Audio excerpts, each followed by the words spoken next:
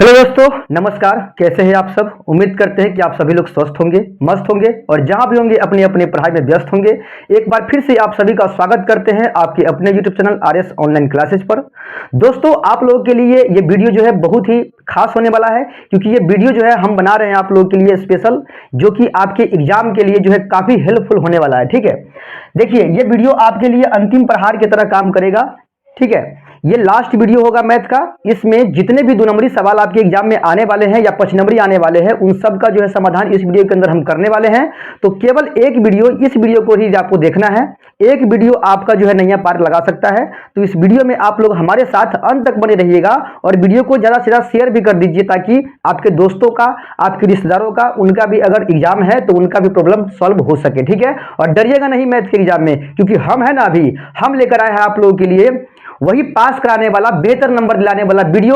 और ये वीडियो आप लोगों के लिए रामबाण साबित होगा। ठीक है, पहले आराम से इस वीडियो को देख लीजिए, उसके बाद एग्जाम में जाइएगा और सारे के सारे 2 नंबरी को आप फोड़ के आइएगा। मेरा आप लोगों से ये पूरी तरह वादा करते हैं हम। ठीक है, देखिए आपको इसमें ऑल सब्जेक्टिव हम पढ़ाने वाले हैं इस वीडियो के अंदर। ठीक है, 18 फरवरी के लिए ये वीडियो जो है काफी हेल्पफुल होने वाला है। एक तरह समझिए इसको वायरल क्वेश्चन की तरह आप देख सकते हैं, क्योंकि इस वीडियो के अंदर हम वैसे वैसे सवाल को ही रखे हैं जो कि बिहार बोर्ड ज्यादातर टॉपिक रिपीट करता है, यानी मोस्टली चांस बनता है इस क्वेश्चन का जो है एग्जाम में आने का, या इस टॉपिक के क्वेश्चन आने का। ठीक है, चलिए तो हम वीडियो शुरू करते हैं, क्वेश्चन शुरू करते हैं। देखते हैं कि पहला क्वेश्चन हमारा क्या है आज का। देखिए पहला क्वेश्चन हमारा है कि एबीसी एक समद्विबाहु त्रिभुज है जिसका कोण सी समकोण है, तो सिद्ध करके बताइए कि AB स्क्वायर बराबर 2AC स्क्वायर। बड़े ही आसान तरीके से आपको बतलाएंगे हम। ठीक है, सीधा सीधा दिमाग में छप जाएगा आपके। ठीक है, चलिए सबसे पहले यहां पर लिखते हैं हल। सवाल में लिखा हुआ कि ABC एक समद्विबाहु समकोण त्रिभुज है। समद्विबाहु समकोण त्रिभुज का मतलब है कि 2 भुजा बराबर। समद्विबाहु का मतलब होता है जिसका 2 भुजा बराबर, और समकोण का अर्थ होता है, देखिए यहां पर लिखा है ना समकोण। समकोण का अर्थ होता है एक कोण 90 डिग्री का। माने एक ऐसा त्रिभुज बनाइए जिसमें एक कोण 90 डिग्री का होना चाहिए। ठीक है, एक कोण आपका होना चाहिए 90 डिग्री का, और साथ ही साथ इसका 2 भुजा जो है ना बराबर होना चाहिए। 2 भुजा आपका बराबर होना चाहिए। जैसे ये दोनों भुजा मान लीजिए बराबर है और ये कोण आपका समकोण है, मतलब 90 डिग्री का है। ठीक है, इसमें जो समकोण होगा ना उसका नाम देना है आपको सी। यहां पर सी हो जाएगा। त्रिभुज का नाम है एबीसी, तो अगर सी यहां आ गया तो ए यहां डाल दीजिए और बी यहां डाल दीजिए, और इस प्रकार से एबीसी या एसीबी नाम का हमारा त्रिभुज बन के रेडी हो गया। ठीक है, ये समद्विबाहु समकोण त्रिभुज है। तो इसी में हमको सिद्ध करके बतलाना है कि AB का स्क्वायर बराबर 2AC का स्क्वायर। ठीक है, चलिए यहां लिखेंगे चूंकि दिया है ठीक है, दिया है त्रिभुज ABC में, ठीक है, कोण C बराबर आपका है 90 डिग्री का।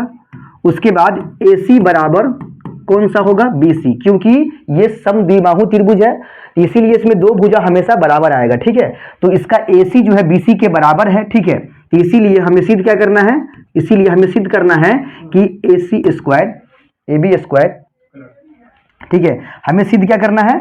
हमें सिद्ध करके दिखाना है। देखिए हमें सिद्ध करना है इसमें AB स्क्वायर बराबर, देखिए AB स्क्वायर बराबर सिद्ध करना है AB स्क्वायर बराबर 2AC स्क्वायर। ठीक है, ये बात हमें सिद्ध करके दिखाना है। ठीक है, अब सिद्ध करने के लिए आपको हम ले चलते हैं पाइथागोरस प्रमेय पे, जो कि आप लोग 7वां में पढ़े होइएगा। पाइथागोरस प्रमेय क्या कहता है समकोण त्रिभुज के अंदर, कि अगर किसी त्रिभुज में एक कोण 90 डिग्री का बनता है तो वहां पाइथागोरस का कथन लागू होता है। माने कर्ण स्क्वायर बराबर लंब स्क्वायर जोड़ आधार स्क्वायर। यहाँ लिखेंगे चूंकि पाइथागोरस प्रमेय से, ठीक है, पाइथागोरस प्रमेय से,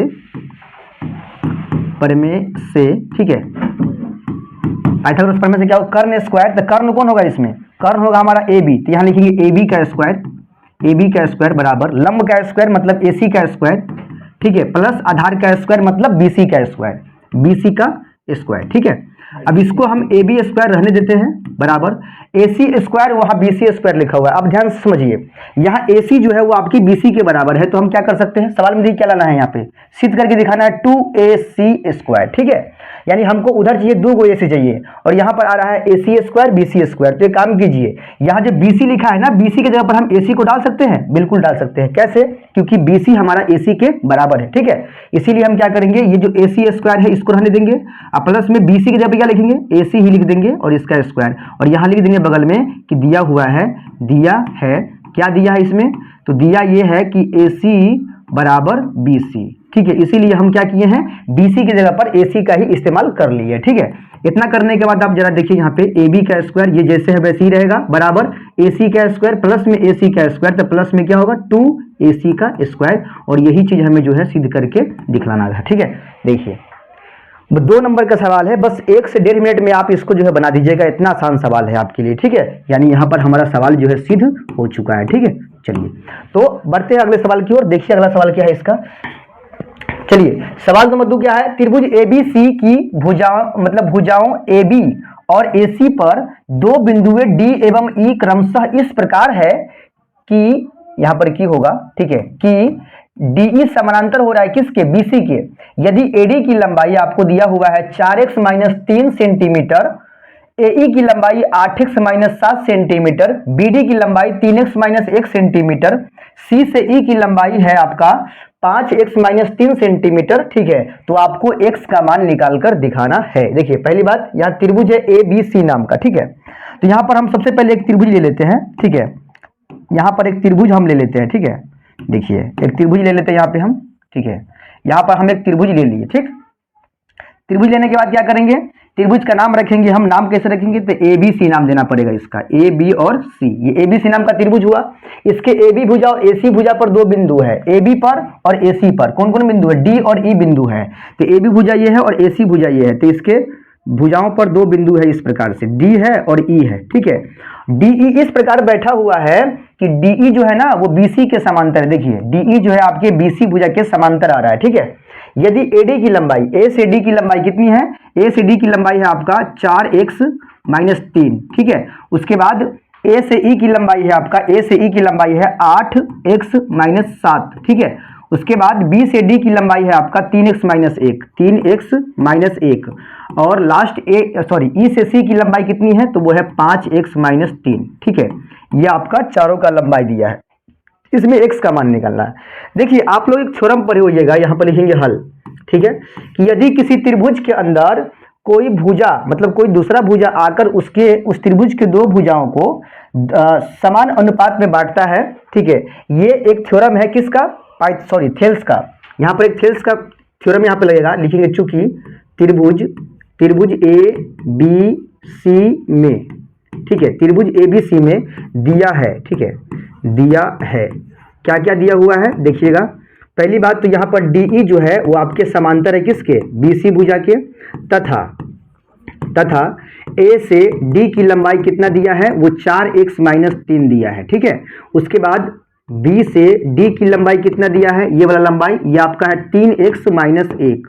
साथ ही साथ आपके A से E की लंबाई कितना दिया हुआ है, तो ये दिया है 8x - 7। उसके बाद EC की लंबाई कितनी है, EC की लंबाई आपका दिया है 5x - 3। ठीक है, तो देखिए जब किसी त्रिभुज में कोई रेखा तीसरी भुजा के समांतर खींची गई है, तो वो रेखा क्या करेगा, जिन 2 भुजाओं को प्रतिच्छेद कर रहा है उसको समान अनुपात में बांटेगा। ये थेल्स का कथन है, यहाँ लिखेंगे इसीलिए थेल्स प्रमेय से। ठीक है, थेल्स प्रमेय से यहाँ पर हम लिखेंगे, क्या लिखेंगे, AD बट्टा DB। देखिए ये DE भुजा जो है ना AB और AC को समान अनुपात में कैसे बांटेगा, AD बट्टा DB बराबर AE बट्टा EC। ठीक है, AE बट्टा EC।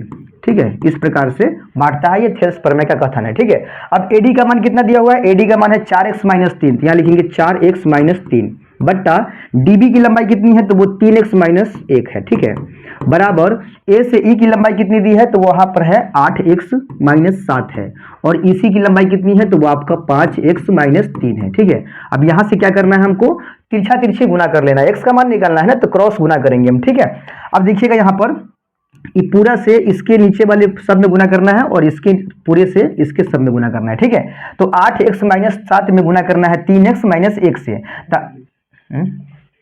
ठीक है, तो 8x और 3x में गुना करें तो क्या होगा, बीच बीच में डिस्टर्ब ना करिएगा। ठीक है, बीच बीच में ना ऐसे करिएगा, ना तो हमारा दिक्कत हो जाता है फिर।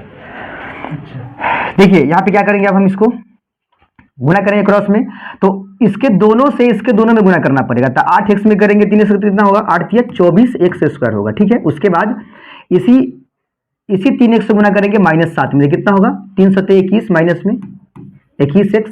उसके बाद -1 से गुना करेंगे, -1 में करेंगे -8 से तो क्या होगा -8x होगा, और फिर माइनस माइनस प्लस 7 में 1 से गुना करेंगे तो 7 होगा, बराबर। उधर गुना कर लेते हैं ऐसे। अब 4x में करेंगे 5x से गुना तो कितना होगा 5 चौका 20x स्क्वायर होगा। उसके बाद इसी 4x में करेंगे -3 से तो माइनस में 12x होगा, ठीक है। उसके बाद -3 को अंदर ले आते हैं तो -3 से गुना करेंगे +5 में तो कितना होगा माइनस में 5 दिया आपका 15x होगा, 15x, और साथ में -3 से -3 में गुना करेंगे तो माइनस माइनस +3 दिया 9 हो जाएगा, ठीक है। अब यहाँ समझिएगा, ये है आपका 24x स्क्वायर, 24x स्क्वायर। उसके बाद 21 और 8 को जोड़ देंगे तो माइनस में कितना होगा 29x होगा, ठीक है, 29x होगा। अब प्लस में आपका 7 बचा हुआ है। उधर देखिएगा तो आपका है 20x स्क्वायर, ठीक है। अब 15 और 12 को जोड़िएगा तो कितना होगा माइनस में 27x होगा, अब प्लस में आपका 9 है। अब उधर से सारे पद को इधर ले आते हैं, ठीक है। इधर में आपका पहले से है 24x स्क्वायर, माइनस में 29x है, प्लस में 7 है, ठीक है। लाइएगा 20x स्क्वायर को उधर तो माइनस में आएगा आपका 20x स्क्वायर, प्लस में आ जाएगा 27x, और ये जो 9 इधर आएगा तो माइनस में 9 आ जाएगा, बराबर के उस पर कुछ नहीं बचेगा तो 0 भर देंगे, ठीक है। अब देखिएगा यहाँ पे 24x स्क्वायर में से 20x स्क्वायर चला जाएगा तो बचेगा 4x स्क्वायर। उसके बाद 29x आपका माइनस में है, प्लस में 27x तो बचेगा माइनस में 2x, ठीक है। उसके बाद माइनस में 9 प्लस में 7 तो माइनस में 2 बचेगा, बराबर में 0। अब इसका क्या करना है, इसका गुणनखंड करके x का मान निकाल लेंगे, और यही x का मान हमसे सवाल में पूछ रहा था, ठीक है। तो करते हैं गुणनखंड इसका हम, ठीक है। इसका गुणनखंड कैसे करेंगे, तो इसके शुरू वाले पद को जैसे है ना 4x स्क्वायर उसको ऐसे ही छोड़ देंगे, ठीक है। 4x स्क्वायर को रहने देंगे, 4x स्क्वायर जैसे है वैसे, माइनस में 2 बराबर 0। गुना करेंगे तो कितना होगा 4 दूना 8x स्क्वायर हो जाएगा, ठीक है। इसको तोड़ेंगे, 2 चौका 8, फिर 2 से तोड़ेंगे, 2 दूना 4, 2 गुना 2 और x गुना x, ठीक है। x स्क्वायर तोड़ने पर कितना लाना है बीच में माइनस में 2x लाना है। देखिए 2 दूना 4, यहाँ पे 4 कर देंगे, और ये अकेले 2 रहने देंगे, एगो x इसके साथ एगो इसके साथ, लाना है बीच में माइनस में 2x ना, ज्यादा वाले को माइनस में कर देना है और कम वाले को प्लस में कर देना है। इस तरह से माइनस में 4x करेंगे और प्लस में 2x कर देंगे, ठीक है। अभी कॉमन लेंगे, यहाँ पे 4 दोनों में मिल रहा है, 4 कॉमन लेंगे, x भी दोनों में है तो x भी कॉमन लेंगे, 4 से 4 कट गया, x स्क्वायर से x काटेंगे तो एगो x बच जाएगा ना, प्लस माइनस माइनस 4x कटेगा एक बार में तो यहाँ 1 बचेगा, ब्रैकेट बंद, प्लस का चिन्ह। अब इन दोनों में से क्या लेंगे कॉमन 2 यहाँ पर भी है, 2 यहाँ पर भी है, 2 कॉमन लेंगे, 2 से 2 कटेगा बचेगा x, प्लस माइनस माइनस 2 से 2 एक बार में कटेगा, बराबर के उस पर बचेगा 0, ठीक है। अब ये दोनों घर बराबर है ना, x माइनस 1 का तो बराबर है, तो एक घर लिखेंगे और बाहर वाला है 4x प्लस 2, ठीक है, इसको लिखेंगे एक घर में और बराबर 0। अब यहां से क्या करेंगे, लिखेंगे यदि x माइनस 1 बराबर 0 है तो आपका 4x प्लस 2 के बराबर भी 0 ही आएगा। यहां से x का मान निकालिएगा, 1 को भेजिएगा उधर तो माइनस 1 उधर जाएगा तो प्लस 1 हो जाएगा, ठीक है। और यहां से x का मान निकालिएगा तो -2 को पहले भेजेंगे, मैंने +2 को भेजेंगे तो -2 हो गया। अब 4 को ले जाएंगे उधर तो -2/4। अब इसको काटेंगे तो क्या होगा, काटेंगे तो माइनस में 1/2 होगा, -1/2 हो जाएगा आपका आंसर एगो, ठीक है। तो x का मान 2 को निकला, एगो निकला 1 और एगो निकला माइनस में 1/2, ठीक है। तो ये रहा आपके सवाल का जवाब, ठीक है। चलिए बढ़ते हैं अगले सवाल की ओर। सवाल नंबर 3 क्या कह रहा है कि x y में संबंध स्थापित करें जबकि बिंदु x, y बिंदुओं 3, 6 और -3, 4 से समदूरस्थ है। बहुत ही भीगा सवाल, बहुत ही इंपोर्टेंट सवाल है ये, ठीक है। चलिए यहाँ पर लिखेंगे, सबसे पहले हल लिख लेते हैं। यहाँ पर क्या है कि एक बिंदु है x, y नाम का एक बिंदु है, यहाँ पे x, y नाम का एक बिंदु है जो कि आपके दो बिंदु से, बिंदु 3, 4 से और एक बिंदु आपका है -3, 4। इन दोनों बिंदु से क्या है, ये समदूरस्थ है, मतलब समान दूरी पर है। तो आपको x y में रिश्ता बतलाना है, संबंध बतलाना है। चलिए यहाँ पर लिखते हैं, ये a है मान लीजिए, ये b मान लीजिए और इसको c मान लीजिए। यहाँ लिखिएगा माना कि ठीक है, माना कि बिंदु ठीक है, बिंदु A जो है जिसका निर्देशांक x, y है, ये बिंदु A, बिंदु O आपके दो बिंदु है, ठीक है। कौन कौन, एगो B है, बिंदु B जिसका निर्देशांक कितना है 3, 4 तथा C, एक कौन है C है। C का निर्देशांक कितना है तो -3, 4 है। तो B और C से क्या है, समदूरस्थ है। क्या है, समदूरस्थ है, ठीक है, समदूरस्थ है माने समान दूरी पर है, समदूरस्थ है, ठीक है। यानी हम कह सकते हैं कि जितना A से B की दूरी है ना, जितना A से B की दूरी है उतना ही A से C की दूरी भी है, माने AB बराबर क्या हो जाएगा, AC हो जाएगा, ठीक है। अब इतना करने के बाद क्या करेंगे हम, समझिए जरा। लिखेंगे, इसीलिए दूरी सूत्र से, ठीक है, दूरी सूत्र लगाएंगे यहाँ पे हम, इधर AB का दूरी लगाएंगे, इधर AC का दूरी, माने इधर AB का दूरी, इधर AC का दूरी।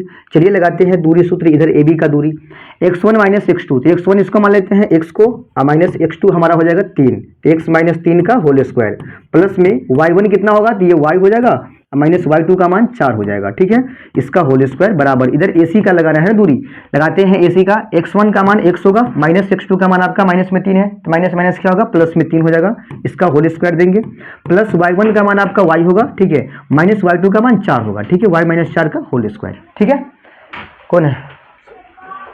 जय महाराज, हम ना खाएंगे, ठीक है, हम ना खाएंगे, ठीक है ना, हम ना खाएंगे बुआ, हम पढ़ा रहे हैं, ठीक है। चलिए ये हो गया आपका। यहाँ हम क्या कर सकते हैं, पहली बात मान तो रखबे करेंगे, इधर हम इधर AB का मान रखेंगे, उधर AC का मान रखेंगे, ठीक है, रूट से रूट आपका काट देंगे हम, ठीक है। अब देखिए यहाँ पर x1 माइनस x मतलब x माइनस 3 का होल स्क्वायर है, इसको तोड़ेंगे हम, ठीक है, a माइनस b के होल स्क्वायर पर तोड़ेंगे तो क्या होता है a स्क्वायर, तो x का स्क्वायर माइनस 2 गुना a का मान x गुना b का मान 3 प्लस b स्क्वायर, तो 3 का स्क्वायर, ठीक है। अब उसके बाद इसको तोड़ेंगे a माइनस बी के होल स्क्वायर पर, तो यहाँ प्लस दे देना है, तो a स्क्वायर तो y का स्क्वायर माइनस 2 इंटू a का मान y इंटू बी का मान 4 प्लस b स्क्वायर, तो 4 का स्क्वायर, ये तोड़ दिए हम इधर वाले को, ठीक है। अब बराबर देना है और उधर वाले को भी तोड़ लेना है आपको, ठीक है। इधर वाला क्या है आपका, देखिए थोड़ा सा इसको ऊपर कर लेते हैं, ठीक है, थोड़ा सा ऊपर कर लेते हैं, इसको तोड़ने के लिए हम नीचे तोड़ते हैं, ठीक है, कहाँ पे, नीचे तोड़ लेते हैं यहाँ पे, ठीक है। क्या है वो, ये आपका है x प्लस 3 का होल स्क्वायर, तो क्या लिखेंगे a स्क्वायर, तो x का square plus 2ab, 2 into a का मान x इंटू b का मान 3 प्लस b स्क्वायर, तो 3 का स्क्वायर, ठीक है। उसके बाद प्लस में a माइनस बी का होल स्क्वायर यहाँ पर तोड़ेंगे तो क्या होगा, a square minus 2 into a का मान y इंटू बी का मान 4 प्लस b स्क्वायर, तो 4 का स्क्वायर, इस तरह से तोड़ लिए हम, ठीक है, दोनों बगल तोड़ लिए।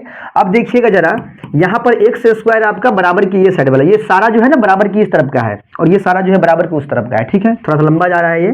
x स्क्वायर माइनस में 3 गुना 6x होगा, 6x प्लस में 3 का वर्ग आपका 9 हो जाएगा, प्लस में ये y स्क्वायर, उसके बाद माइनस में 4 गुना आपका हो जाएगा 8y, उसके बाद प्लस में 4 का वर्ग 16, अब बराबर, अब ये सारा जो है बराबर के उस पार का है, कर लेते हैं, x स्क्वायर है ये, ठीक है। उसके बाद क्या है, 3 गुना 6x है, प्लस में 6x है, उसके बाद क्या है, प्लस 3 का वर्ग कितना होगा, 9 हो जाएगा, अब प्लस में ये आपका y स्क्वायर है, माइनस में 4 गुना आपका 8y होगा, अब प्लस में 4 का स्क्वायर 16 होगा, ठीक है।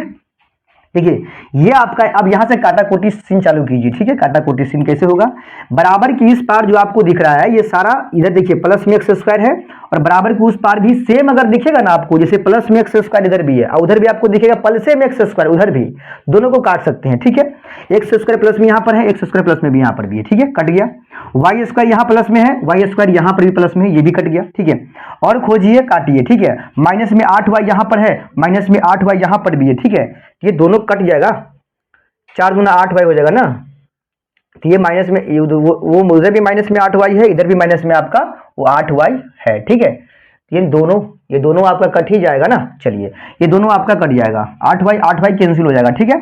तो बचेगा क्या आपका, माइनस में 6x बचेगा, प्लस में 9 बचेगा, उसके बाद प्लस में 16 बचेगा, उधर की बात किया जाए तो बचेगा आपका 6x प्लस में, ठीक है, प्लस में 9 बचेगा और प्लस में 16 बच जाएगा, ठीक है। अब इस सारा को ऊपर कर लेते हैं जरा सा, ठीक है, चलिए इसको जरा ऊपर कर लेते हैं, समझिए। यहाँ पे देखिए हमें एक्स वाई में संबंध बताना था, लेकिन यहाँ पर हमारा y पूरा कट के 0 बन गया, क्या बन गया, y 0 बन गया, कोई टेंशन नहीं है, सीधा x का मान निकाल दिए यहाँ पे हम, ठीक है, x का मान निकाल देंगे यहाँ पे। चलिए सबको लाइए इधर का खींच के, इधर है पहले आपका माइनस 6x, ठीक है, 16 9 कितना होगा, 25 हो जाएगा, तो यहाँ 25 लिख लेंगे, बराबर नहीं देना है, उधर लाना है, इधर 6x आ जाए तो माइनस में आएगा 6x, 16 9 25 इधर आएगा तो माइनस में 25 आएगा, बराबर में 0, ठीक है। तो इस तरह से आपका क्या हो जाएगा, देखिए ये 25 दोनों कैंसिल हो गया, घट गया, दोनों बच गया, माइनस में 6x माइनस में 12x हो जाएगा, अब बराबर में आपका 0 होगा, तो x का मान आपका होगा 0 बट्टा माइनस 12, यानी x का मान भी आपका सीधा 0 निकल जाएगा, ठीक है।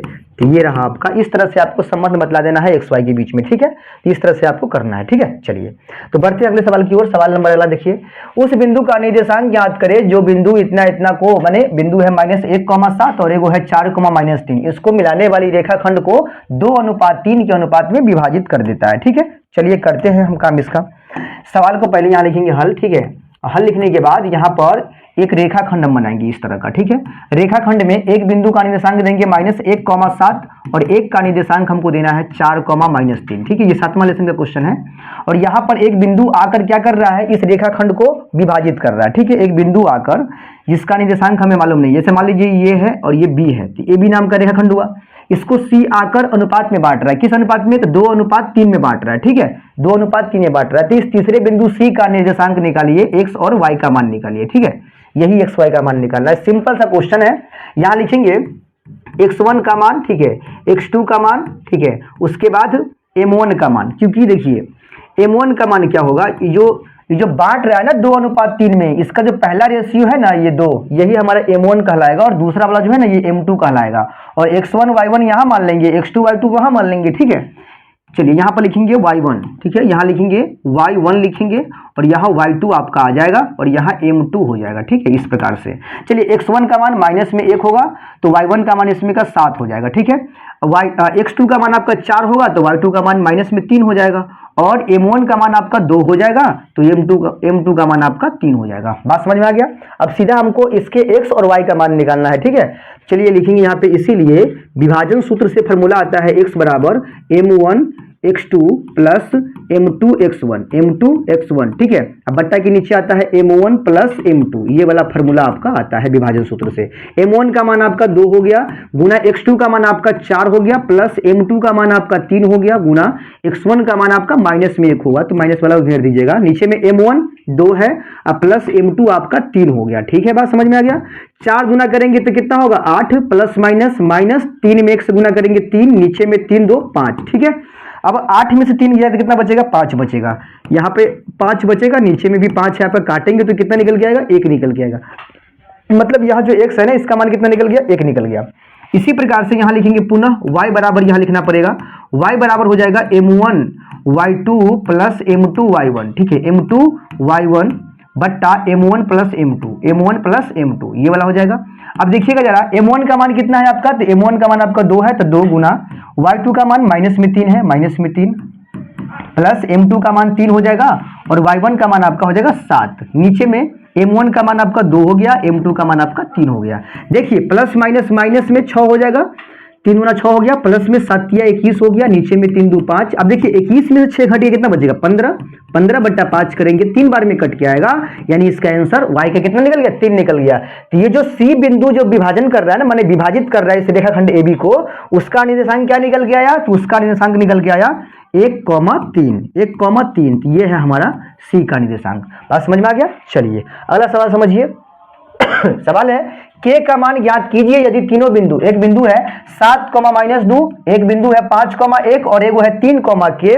बहुत ही मोस्ट इंपोर्टेंट सवाल से बतला रहे हैं आपको, देख लीजिएगा, ये सारा क्वेश्चन आपके एग्जाम में लड़ने वाला है, ठीक है। 3 बिंदु दिया है, तीनों बिंदु क्या है, संरेखी है, तो आपको इसमें से जो k है ना यहाँ पे, इस k का मान निकाल के बतलाना है, ठीक है। चलिए यहाँ पर हम इसको बनाते हैं। 3 बिंदु संरेखी है तो k का मान बताइए। तीनों बिंदु में से क्या कीजिए, पहला बिंदु में जैसे x y यहाँ पर भी है, x y यहाँ पर भी, x y यहाँ पर भी है, यहाँ वाले x y को x1 y1 मान लीजिए, यहाँ वाले x y को x2 y2 मान लीजिए और यहाँ वाले x y को x3 y3 मान लीजिए। चलिए मान लेते हैं x1 x2, ठीक है, और x3 इस तरह से। फिर यहाँ लिखेंगे y1 y2 और फिर ये लिखेंगे y3, ये हो गया तीनों, ठीक है। पहला बिंदु को 1 1 कर दीजिए, x1 7 हो गया और y1 -2 हो गया। इसी प्रकार से ये वाला आपका हो गया 5 और ये हो गया आपका 1। यहाँ पे देख लीजिए 3 और k है ना, तो यहाँ पर लिखेंगे 3 और यहाँ पर आ जाएगा k। बात समझ में आ गया। अब देखिए सवाल में लिखा है कि तीनों बिंदु क्या है, संरेखी है, तो यहाँ लिखेंगे कि चूंकि जब बिंदु संरेखी हो, ठीक है, जब बिंदु संरेखी हो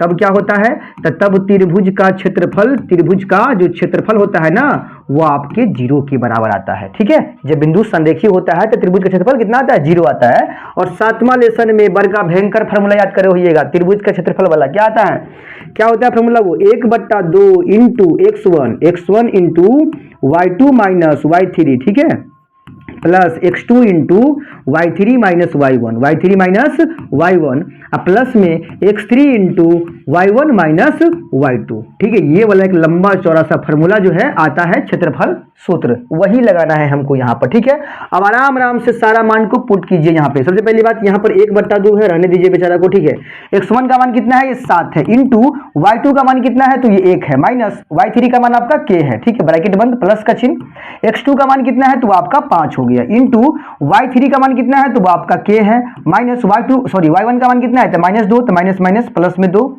प्लस का चिन्ह। x3 का मान कितना हो गया, तो वो 3 हो गया, इंटू y1 का मान कितना है, तो वो माइनस में 2 है, माइनस y1 का मान आपका 1 है। ठीक है, इस सब के बराबर आपका 0 दिया हुआ है। बात समझ में आ गया।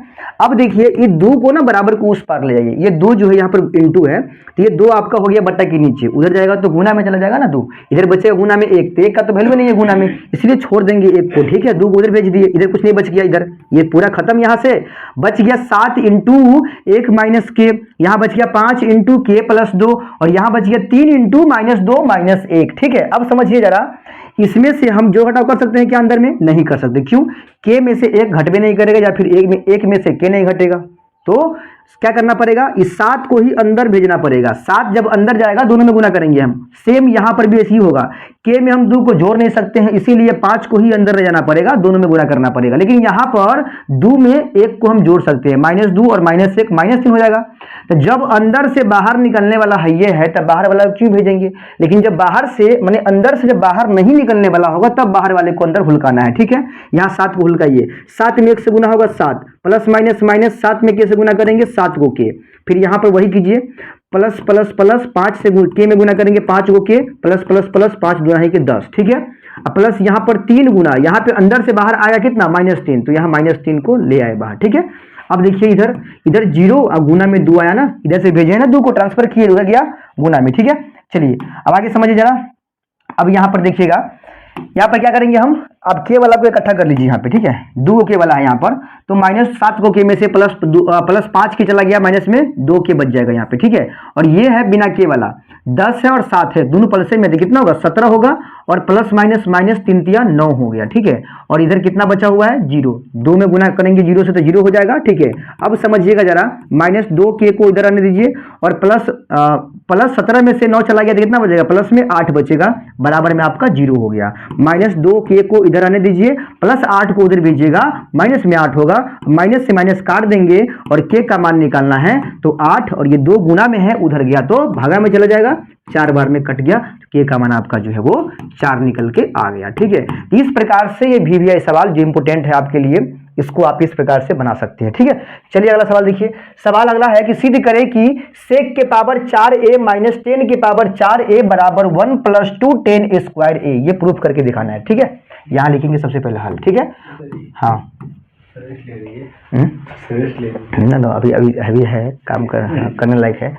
सवाल क्या है हमारा, सेक के पावर 4a माइनस 10 के पावर 4a बराबर 1 + 2 10 स्क्वायर है। अब चलिए सिद्ध करने के लिए पता है आपको कि ये हमारा LHS है और ये हमारा RHS, दोनों में से कोई एक साइड पकड़िए जो आपको आसान लगे, चेकर को नहीं। ठीक है, आप अपने हिसाब से देख लीजिएगा, हम इसको पकड़ के और बनाएंगे और ये वाला सिद्ध करके दिखाएंगे। ठीक है, चलिए इसको बोलते हैं LHS, क्योंकि ये बराबर की बाईं तरफ पड़ता है, तो यहाँ लिख लेंगे LHS। अगर आप RHS पकड़ के बनाते हो ना तो इसको लिखना पड़ेगा RHS यहाँ पे। ठीक है, हम LHS पकड़ के बना रहे हैं। क्या है LHS, यह है आपका sec के पावर 4a। ठीक है, उसके बाद -10 के पावर 4a, ये हमारा है LHS। ठीक है, इसको तब तक बनाना है जब तक कि 1 जोड़ 2 को 10 स्क्वायर a ना आ जाए। ठीक है, चलिए बनाते हैं। देखिए sec के पावर 4a को हम ऐसे लिखेंगे, sec लिख के स्क्वायर दे देंगे, a लिख देंगे, इसका होल पावर 2 लिख सकते हैं, बिल्कुल लिख सकते हैं। देखिए sec स्क्वायर दे के पावर 4 यहाँ पर है, लेकिन इसको हम तोड़ कैसे लिखेंगे, पावर को तोड़ के लिखेंगे 2 गुना 2, माने 2 का पावर 2 लिखेंगे, क्योंकि दोनों में गुना होगा तो 4 ना होगा।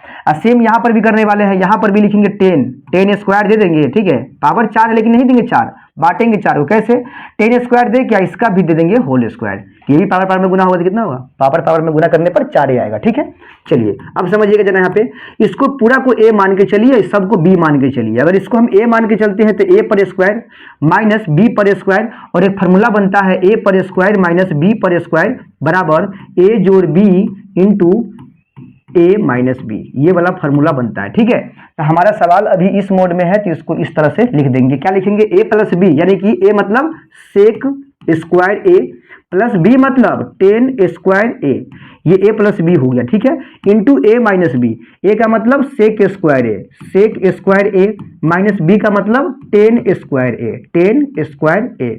बात समझ में आ गया? चलिए, अब एक फार्मूला बनता है सेक स्क्वायर ए प्लस टेन स्क्वायर ए। ठीक है, बराबर आपका क्या होगा? देखिए सेक स्क्वायर ए प्लस टेन स्क्वायर बराबर कुछ नहीं होता है, लेकिन सेक स्क्वायर ए माइनस टेन स्क्वायर बराबर क्या होता है? इसके बराबर आपका होता है एक। क्या होता है? एक होता है। तो यहाँ पर क्या करेंगे हम, यहाँ पर जो लिखा है सेक स्क्वायर ना, इसको हम तोड़ेंगे। सेक स्क्वायर समझिए, यहाँ पर फॉर्मूला बनता है सेक स्क्वायर ए माइनस टेन स्क्वायर ए बराबर 1 होता है। ठीक है, समझ गया? समझ में आ गया? चलिए, उसके बाद क्या करेंगे हम, यहाँ से सेक स्क्वायर का मान निकालेंगे। सेक स्क्वायर ए बराबर निकालेंगे तो क्या होगा? 1 प्लस टेन स्क्वायर ए, यानी कि टेन स्क्वायर ए को बराबर को उधर ले जाएंगे। ठीक है, तो प्लस में आ जाएगा। वही चीज यहाँ करने वाले, यहाँ पर जो लिखा है ना सेक स्क्वायर ए, इसके बदले क्या लिखेंगे हम? लिखेंगे 1 प्लस टेन स्क्वायर ए। किसके बदले? सेक स्क्वायर के बदले क्या लिखेंगे? 1 प्लस टेन स्क्वायर ए लिखेंगे। ठीक है, ये जो है ना प्लस में टेन स्क्वायर ए, इसको रहने देंगे जैसे है वैसे ही। और यहाँ पर आपको दिख रहा होगा सेक स्क्वायर ए माइनस टेन स्क्वायर ए, इसके बराबर क्या होता है? इसके बराबर एक होता है ना। तो यहाँ पर इस सब के बदले क्या लिखेंगे? सीधा सीधा एक लिख देंगे, यानी सब के इंटू में क्या आ जाएगा? एक आ जाएगा। बात समझ में आ गया? चलिए, अब यहाँ समझिए 1 प्लस एगो टेन स्क्वायर ए, प्लस यहाँ पर भी है एगो टेन स्क्वायर ए, तो प्लस में हो जाएगा 2 गो टेन स्क्वायर ए। ठीक है, और इस सब के गुना में क्या है? एक। तो एक से गुना करने पर कोई फर्क पड़ता है? नहीं पड़ता है। तो आपका जो आंसर है वो देख लीजिए, यही है आपका RHS। ठीक है, बस थोड़ा सा टर्निंग पॉइंट है। एक बार तो फार्मूला पर पहले पावर को इस तरह से लिख देना है, फार्मूला पर तोड़ लेना है। ठीक है, तोड़ने के बाद यहाँ पर सेक स्क्वायर ए के बदले आपको लिखना है 1 प्लस टेन स्क्वायर ए, और इसके बदले एक आता है, बस जोड़ लेना, हो गया आंसर। ठीक है, यही है आपका RHS। ठीक है, और यही चीज हमें क्या करना था? सिद्ध करके दिखाना था। ठीक है, इस तरह से बनाइएगा आप। ठीक है, चलिए अगला सवाल देखिए क्या है। सवाल नंबर 7 है कि यदि 12 मीटर ऊंचे खंबे की छाया भूमि पर 4√3 मीटर लंबी बनती है। ठीक है, तो सूर्य का उन्नयन कोण क्या हो जाएगा? ठीक है, चलिए एक हम आकृति लेना पड़ेगा हमको यहाँ पे समकोण त्रिभुज का। ठीक है, चलिए समकोण त्रिभुज का यहाँ पर एक फिगर ले लेते हैं हम। ठीक है, इसमें क्या लिखा हुआ है? सवाल लिखा है कि 12 मीटर ऊंचे खंबे की छाया, यानी इसकी मान लीजिए खंबा है जिसकी ऊंचाई कितनी है? 12 मीटर है। इसकी ऊंचाई कितनी है? 12 मीटर। इसका नाम रख दीजिए AB। ठीक है, AB, और इसका नाम C रख दीजिए। ठीक है, इसकी ऊंचाई है 12 मीटर और इसकी छाया जो है ना भूमि पर यानी जमीन पर 4√3 मीटर बनता है। ये इसका छाया हो गया, छाया। इसकी लंबाई कितना है? 4√3 मीटर। ठीक है, इसकी लंबाई है, छाया की लंबाई। तो सवाल क्या पूछा है? तो सूर्य का उन्नयन कोण क्या होगा? यानी ये जो कोण बनेगा ना, उन्नयन कोण नीचे बनता है, इसका मान क्या होगा? चलिए इसको हम मान लेते हैं थीटा। क्या मान लेते हैं? थीटा। और यही थीटा का मान हमको निकालना है। तो यहाँ लिखेंगे सवाल नंबर तो यहाँ दिया हुआ है। ठीक है, चलिए यहाँ पर लिख लेंगे हम। क्या लिखेंगे? यहाँ पे लिखेंगे चूंकि त्रिभुज ABC में, ठीक है, ABC में AB बराबर कितना आपका है? 12 मीटर आपका है। कितना है? 12 मीटर है, 12 मीटर। और आपका BC जो है वो कितना आपका है? 4√3 मीटर। ठीक है, 4√3 मीटर है। ठीक है, तो आगे समझिए यहाँ पे क्या लिखेंगे चूंकि देखिए जब भी लंब और आधार का बात हो, लंब आधार की चर्चा हो, तो क्या करेंगे हम? यहाँ पर लगाएंगे टेन लगाएंगे। लिखेंगे टेन थीटा बराबर क्या होता है? लंब बट्टा आधार। तो लंब कौन होगा इसका? AB बट्टा आधार कौन होगा इसका? BC। क्या होगा? आधार हो जाएगा इसका BC। ठीक है, चलिए तो यहाँ लिखेंगे टेन थीटा बराबर लंब AB की जगह पर लिखेंगे 12, आधार की जगह पर क्या लिखेंगे? 4√3 लिखेंगे। देखिए 4 से कटेगा 12 3 मरतबे। ठीक है, और एगो जो 3 है ना, ये 3 अपने अंदर 2 गो √3 रख ले हैं। कैसे? तो कोई भी बाहर की संख्या जो होता है ना, वो अपने अंदर 2 गो रूट वाला संख्या के बराबर होता है। मतलब ये अपने अंदर 2 गो रूट 2 रख ले हैं। ठीक है, तो उस प्रकार से यहाँ पर भी 2 गो √3 है, तो एगो √3 से एगो √3 कटेगा तो ये ऊपर में एगो √3 बच जाएगा। ठीक है, तो यहाँ पर हम कह सकते हैं कि टेन थीटा का मान आपका क्या निकल के आ रहा है? तो आपका आ रहा है √3। अब सोचिए आप, हमसे क्या पूछा? उन्नयन कोण का मान क्या होगा? ठीक है, जिसको हम थीटा माने हुए हैं, यानी थीटा यहाँ पर क्या हो जाएगा? देखिए यहाँ पर टेन थीटा है। अब टेन में सोचिए कि √3 कितना डिग्री का बनाता है? टेन में, तो टेन में √3 जो आता है वो आपके 60 डिग्री का बनाता है। तो लिखेंगे इसीलिए थीटा बराबर 60 डिग्री। ठीक है, 60 डिग्री, और यही जो है हमारा आंसर हो गया है। वैसे ये नॉर्मल लेसन का क्वेश्चन है, लेकिन 2 नंबर में सवाल पूछा हुआ था, इसलिए शॉर्टकट में हमको थोड़ा यहाँ पर बनाना पड़ा है। ठीक है, उम्मीद करते हैं कि आपको सारा चीज समझ में आ रहा होगा। चलिए बढ़ते अगले सवाल की ओर। सवाल है कि एक वृत्त की त्रिज्या 13 सेंटीमीटर है और उसकी जीवा की लंबाई 10 सेंटीमीटर है, तो जीवा की दूरी केंद्र से क्या होगी? एक वृत्त हमको यहाँ लेना पड़ेगा। ठीक है, हम वृत्त लेने के बाद क्या करेंगे, हम इसका त्रिज्या है 13 सेंटीमीटर और उसकी जीवा की लंबाई 10 सेंटीमीटर। इस वृत्त में पहले यहाँ पर सेंटर दे दिए केंद्र, और इसमें एक जीवा है, ये आपका जीवा हो गया। ठीक है, इसका नाम मान लीजिए ए और ये आपका हो गया बी, और ये हमारा केंद्र ओ हो गया। ठीक है, इसकी त्रिज्या है 13 सेंटीमीटर। ठीक है, और जीवा की लंबाई कितनी है? 10 सेंटीमीटर। मतलब ये जो ए से बी की लंबाई है ना, ए से बी की जो लंबाई है आपका, ए से बी की लंबाई आपका है 10 सेंटीमीटर है। कहां से लंबाई? ए से बी की लंबाई, पूरे जीवा की लंबाई है 10 सेंटीमीटर। बात समझ में आ गया? उसके बाद त्रिज्या इसका है 13, यानी त्रिज्या होगा केंद्र से परिधि को मिलाने वाली रेखा इस तरह से। त्रिज्या कितना आपका है? 13 सेंटीमीटर। 13 सेंटीमीटर ये भी है और 13 सेंटीमीटर का ये भी है। तो आपसे क्या पूछा सवाल? केंद्र से जीवा की दूरी पूछ रहा है। ठीक है, केंद्र से जीवा की दूरी, यानी कि ये वाला लाइन हमसे पूछा है। ठीक है, ये लाइन जो आएगा ना केंद्र से जीवा, ये वाला इस पर आएगा जीवा पर, ये हमसे पूछ रहा है। ठीक है, इसकी दूरी पूछ रहा है। देखिए, इसकी दूरी निकालने के लिए आपको पता होना चाहिए कि यहाँ पर जो जीवा आएगा ये 90 डिग्री का है। सॉरी, लंब जो आएगा ना जीवा पर, केंद्र से जीवा पर जब भी लंब आता है तो ये लंब क्या करता है? जीवा को 2 बराबर भागों में बांटता है। मतलब देखिए, अगर किसी वृत्त में केंद्र से जीवा पर लंब हम डाल रहे हैं ना, ये लंब क्या करेगा? इस जीवा को 2 बराबर भागों में बांटेगा, यानी जितना इसकी दूरी होगी उतना ही इसकी दूरी भी हो जाएगी। बस समझ में आ गया? तो चलिए इसका नाम हम डाल देते हैं सी। ठीक है, अब यहाँ पर ए बी नाम का जीवा है, पूरा जीवा हो गया ए बी जीवा हो गया, बीच में आपका सेंटर सी हो गया, यानी जितना ए से सी की दूरी होगी उतना ही बी से सी की दूरी भी हो जाएगी, यानी ये दूरी इसके बराबर हो जाएगा। बस समझ में आ गया? हमसे पूछा है इसकी दूरी, ओसी की दूरी, यानी केंद्र से जीवा की दूरी क्या हो जाएगी। चलिए, ये एक समकोण त्रिभुज है। आप एक बात बताइए, पूरा 10 है, पूरा ये 10 हो गया, तो सी से ए की दूरी कितना होगा? 5 हो जाएगा, और सी से बी की दूरी कितना होगा? ये भी 5 होगा, है ना? पूरा अगर 10 है, ये पूरा 10 है, तो 5 ये हो गया, 5 ये हो गया। ठीक है, और हमसे पूछा है किसकी दूरी? ओसी की दूरी। चलिए यहाँ पर लिखेंगे हल। हल लिखने के बाद यहाँ लिखेंगे, यहाँ पर 2 त्रिभुज बन रहा है, एक बन रहा है ओ सी और ए, और एक बन रहा है ओ सी बी, 2 बन रहा है त्रिभुज। यहाँ पर देखिएगा इस प्रकार से आपका 2 त्रिभुज बन रहा है यहाँ पे। ठीक है, यहाँ पे 2 त्रिभुज बन रहा है, यहाँ 90 डिग्री का कोण, यहाँ पे 90 डिग्री का, ओ सी ए और बी। ठीक है, तो 2 त्रिभुज बन रहा है, दोनों समकोण त्रिभुज है। इसकी लंबाई कितना है? 5 है, इसकी लंबाई 13 है, इसकी भी 13 है और इसकी 5 है। तो भाई दोनों सेम त्रिभुज है आपका। ठीक है, अभी दोनों में से किसी में भी चलेगा कि आप काम कर लीजिए जाके। ठीक है, चलिए चलते हैं त्रिभुज इधर वाले में, ओ सी ए में। त्रिभुज लिखेंगे, चूंकि त्रिभुज ओ सी ए में। ठीक है, और इसमें कोण सी आपका है 90 डिग्री का। ठीक है, कोण सी आपका है 90 डिग्री का यहाँ पे बन रहा है। उसके बाद ओ ए की लंबाई, ओ से ए की लंबाई आपका कितना है? तो वो है आपका 13 सेंटीमीटर। ओ से ए की लंबाई कितनी है? वो आपका 13 सेंटीमीटर, यहाँ लिख लेंगे 13 सेंटीमीटर। ठीक है, उसके बाद क्या लिखना है? उसके बाद एसी की लंबाई, एसी की लंबाई आपका 5 सेंटीमीटर। कैसे हो गया 5 सेंटीमीटर? बताया है आपको, पूरा 10 है तो आधा करके कितना होगा? 5 होगा। इसीलिए किसकी लंबाई? ओसी की लंबाई। ओसी की लंबाई निकालने के लिए क्या करना पड़ेगा? यानी हमारा कौन सा भुजा हो गया? ये समकोण त्रिभुज है, तो ये कौन भुजा कहलाएगा? ये वाला लंब कहलाएगा। ठीक है, लंब बराबर कर्ण का स्क्वायर माइनस में आधार का स्क्वायर। कर्ण कौन होगा इसमें? तो ओ ए होगा, ओ ए का स्क्वायर माइनस में आधार कौन होगा? एसी होगा, तो एसी का स्क्वायर। ठीक है, चलिए अब यहाँ ओ से ए की लंबाई कितनी है? तो वो 13 है, तो 13 का स्क्वायर करेंगे, माइनस में एसी की लंबाई कितनी है? 5 है, तो 5 का स्क्वायर। 13 का वर्ग करेंगे 169 होगा, 5 का वर्ग 25 होगा, घटा लेंगे तो 144 होगा, और इसका वर्गमूल निकालेंगे तो 12 सेंटीमीटर निकल के आएगा। यानी ओ से सी, यानी केंद्र से इस जीवा की दूरी कितना निकल के आ गया? 12 सेंटीमीटर का निकल गया। ठीक है, तो ये रहा आपका जीवा से केंद्र की दूरी, या केंद्र से जीवा की दूरी, एक ही बात है। ठीक है, चलिए अगला सवाल देखिए। सवाल नंबर अगला क्या है अपना? सवाल है कि किसी वृत्त की केंद्र ओ से 13 सेंटीमीटर की दूरी पर किसी बिंदु Q से खींची गई स्पर्श रेखा की लंबाई क्या होगी यदि वृत्त की त्रिज्या 5 सेंटीमीटर है। ठीक है, एक वृत्त लेना पड़ेगा हमको। ठीक है, एक यहाँ पर वृत्त लेंगे हम। ठीक है, इस वृत्त की केंद्र O से, इसके बीच में एक केंद्र है O केंद्र है इसका। ठीक है, O से 13 सेंटीमीटर की दूरी पर किसी बिंदु Q, माने बाहर एक बिंदु है Q नाम का, बाहर एक Q नाम का बिंदु है।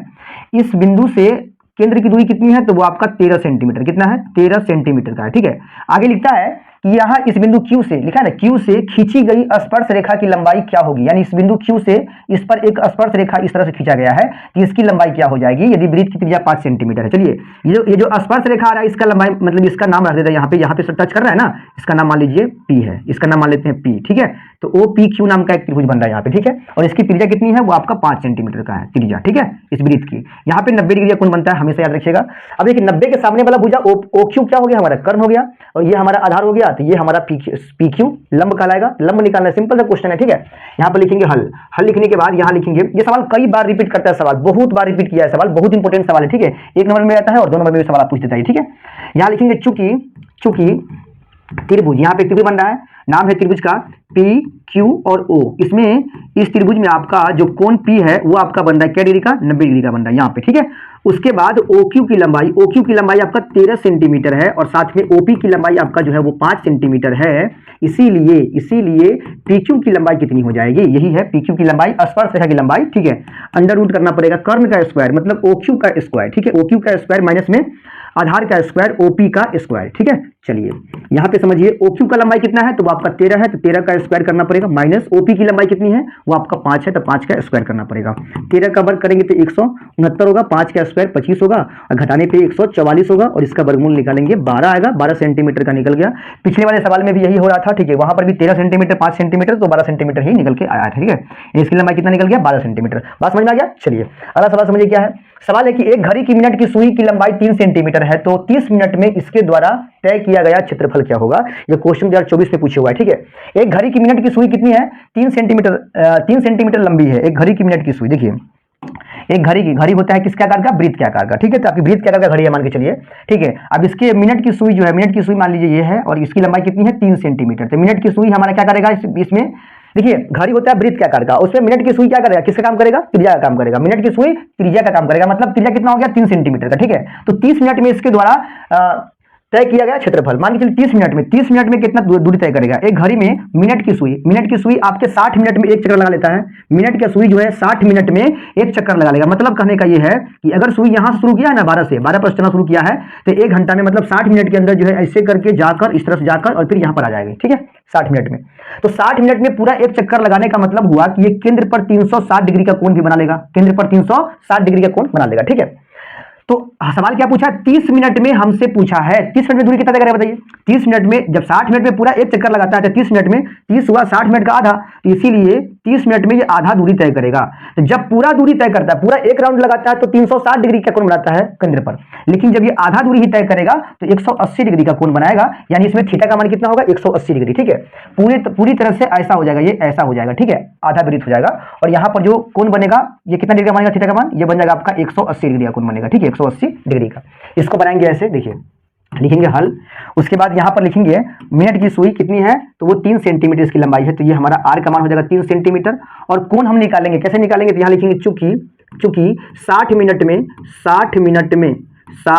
में केंद्र पर बना कोण, ठीक है, केंद्र पर बना कोण क्या डिग्री कोण बनाएगा, तो 360 डिग्री। क्योंकि देखिए ये 60 मिनट के अंदर आपकी जो मिनट की सुई है वो पूरा एक राउंड लगा लेता है। यहीं पे घंटा की सुई होता है ना तो सवाल चेंज होता है, ठीक है। घंटा की सुई आपके 12 घंटा लेता है पूरा एक राउंड लगाने में, लेकिन मिनट की सुई 60 मिनट में ही एक चक्कर पूरा कर लेता है। इसीलिए 60 मिनट में मिनट की सुई केंद्र पे कितना डिग्री कोण बनाएगा, तो आपके 360 डिग्री कोण बनाएगा। इसीलिए हमको चाहिए कितना समय का, 30 मिनट का चाहिए ना, तो 30 मिनट में केंद्र पर बना कोण या बनाया गया कोण हो जाएगा 360 गुना 30, ठीक है। ये 30 जो है ना सामने में है तो गुना में जाएगा और 60 जो है आपके नीचे में आ जाएगा इस तरह से, ठीक है। 0 0 कट गया, 6 6 36, यानी 6 से गुना करेंगे 30 में कितना होगा 180 डिग्री का। वो तो बताइए कि आपको हम 180 डिग्री होगा थीटा का मान से, ठीक है। उसके बाद क्या करना है, क्षेत्रफल निकालना है ना। तो भाई मेरे ये जो बना रहा है खंड 30 मिनट में, ये किस तरह का खंड बना रहा है, अर्धवृत्त का खंड बना रहा है, या इसको आप त्रिज्या खंड बना सकते हैं। चलिए लिखेंगे अब 30 मिनट में, ठीक है, रचित भाग का क्षेत्रफल 30 मिनट में रचित भाग का क्षेत्रफल, यानी रनाई किया गया भाग का क्षेत्रफल, रचित भाग का क्षेत्रफल, ये भी लिख सकते हैं। या फिर सवाल के अंदर कुछ लिखा नहीं है, इसमें लिखा है सीधा कि 30 मिनट में इसके द्वारा तय किया गया क्षेत्रफल, सेम बात है, ठीक है। सूत्र लगाएंगे त्रिज्या खंड का, थीटा बटा, ठीक है, 360 डिग्री पाई आर स्क्वायर, ये लगाएंगे फॉर्मूला, ठीक है। आगे समझिए, थोड़ा ऊपर कर लेते हैं। थीटा बटा 360 डिग्री पाई स्क्वायर लगा दिए। अब यहाँ पे मान पुट करना है। देखिए थीटा का मान कितना निकाले हैं 180, कितना निकाले हैं 180, तो यहाँ लिखेंगे 180 बट्टा 360 गुना पाई का मान 22 बट्टा 7 आर का स्क्वायर। तो आर का मान कितना था, सुई की लंबाई 3 सेंटीमीटर, तो 3 गुना 3 लिख देंगे। सुई की लंबाई कितनी थी 3 सेंटीमीटर, वही आर का काम करेगा। 0 0 18 गुना 36, 2 से काटेंगे 11 गुना 22, 3 3 9, 11 में कितना होगा 99 बट्टे 7 सेंटीमीटर स्क्वायर। ये रहा आपके सवाल का आंसर, ठीक है। उम्मीद करते हैं कि आपको ये सभी सवाल जो समझ में आ रहा होगा। चलिए अगला सवाल समझिए क्या है।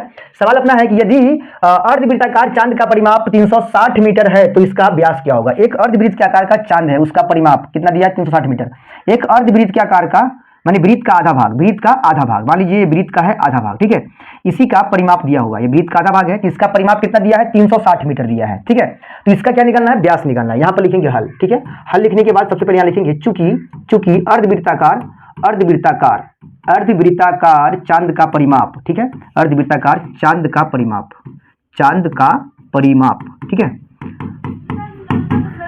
कितना दिया, 360 मीटर दिया हुआ है, ठीक है। अब समझिएगा अर्धवृत्त का परिमाप क्या होता है, तो होता है पाई आर प्लस 2r, क्या होता है, पाई आर प्लस 2r होता है। यहां पर हो जाएगा 360, यहां से r कॉमन लीजिएगा तो क्या बचेगा, r कॉमन लेंगे तो बचेगा pi plus 2, r into pi plus 2 बचेगा, बराबर कितना होगा, 360 हो जाएगा, ठीक है। हमसे क्या पूछा है, इसका व्यास पूछा है, व्यास मतलब d का मान, और d जो होता है वो त्रिज्या का 2 गुना होता है, मतलब त्रिज्या अगर निकाल लेते हैं तो उसी में 2 से गुना करने पर हमारा जो है d का मान निकल जाएगा, तो वही त्रिज्या निकालने की प्रयास कर रहे हैं। देखिए यहाँ पे लिखेंगे r इंटू पाई का मान कितना होगा, 22/7 प्लस में 2 बराबर में 360 हो जाएगा यहाँ पे, ठीक है। अभी अंदर में जोड़ कर लीजिए यहाँ पे, तो r इंटू 7 गुना कितना होगा 14, 22 में 14 को ऐड करेंगे कितना होगा 36 बटा के नीचे 7 बराबर में 360, ठीक है। अब इन दोनों को बराबर को उधर ले जाएंगे, फिर बचेगा r बराबर, ये 7 भागा में है 360, इधर पहले से 7 गुना में आ जाएगा, और ये जो आपका ऊपर 36 है ना वो नीचे आ जाएगा 36 दही के 360, ठीक है। तो r का मान कितना निकल के आया, 10 सत्ते 70, r का मान कितना निकल के आया, 70 निकल के आया, ठीक है, 70 सेंटीमीटर। लेकिन हमसे पूछा किसका मान, व्यास पूछा है ना,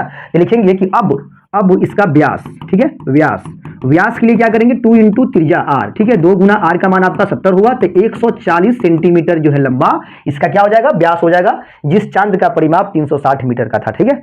चलिए अगला सवाल समझिए क्या है।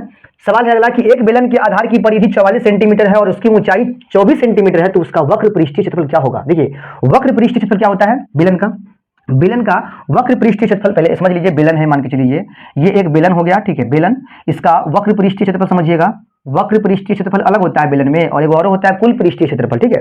तो वक्र पृष्ठीय क्षेत्रफल जब कहेगा ना, देखिए इस तरह का हम पार रहे हैं एक बेलन, ठीक है, वक्र पृष्ठीय क्षेत्रफल कहेगा तो ये वाला जो है ना, ये वाला भाग, इसका ये वाला भाग का क्षेत्रफल पूछा है, ठीक है। लेकिन जब कुल पृष्ठीय कहेगा ना, तो इसका ये वाला भाग भी शामिल होता है और ये वाला हिस्सा भी शामिल होता है। तो केवल वक्र पृष्ठीय कहेगा, केवल इसकी और इसकी मतलब ये दोनों का क्षेत्रफल पूछेगा ना, तो उस स्थिति में फॉर्मूला लगाएंगे 2πRh, और हमसे यही पूछा है इसका वक्र पृष्ठीय क्षेत्रफल।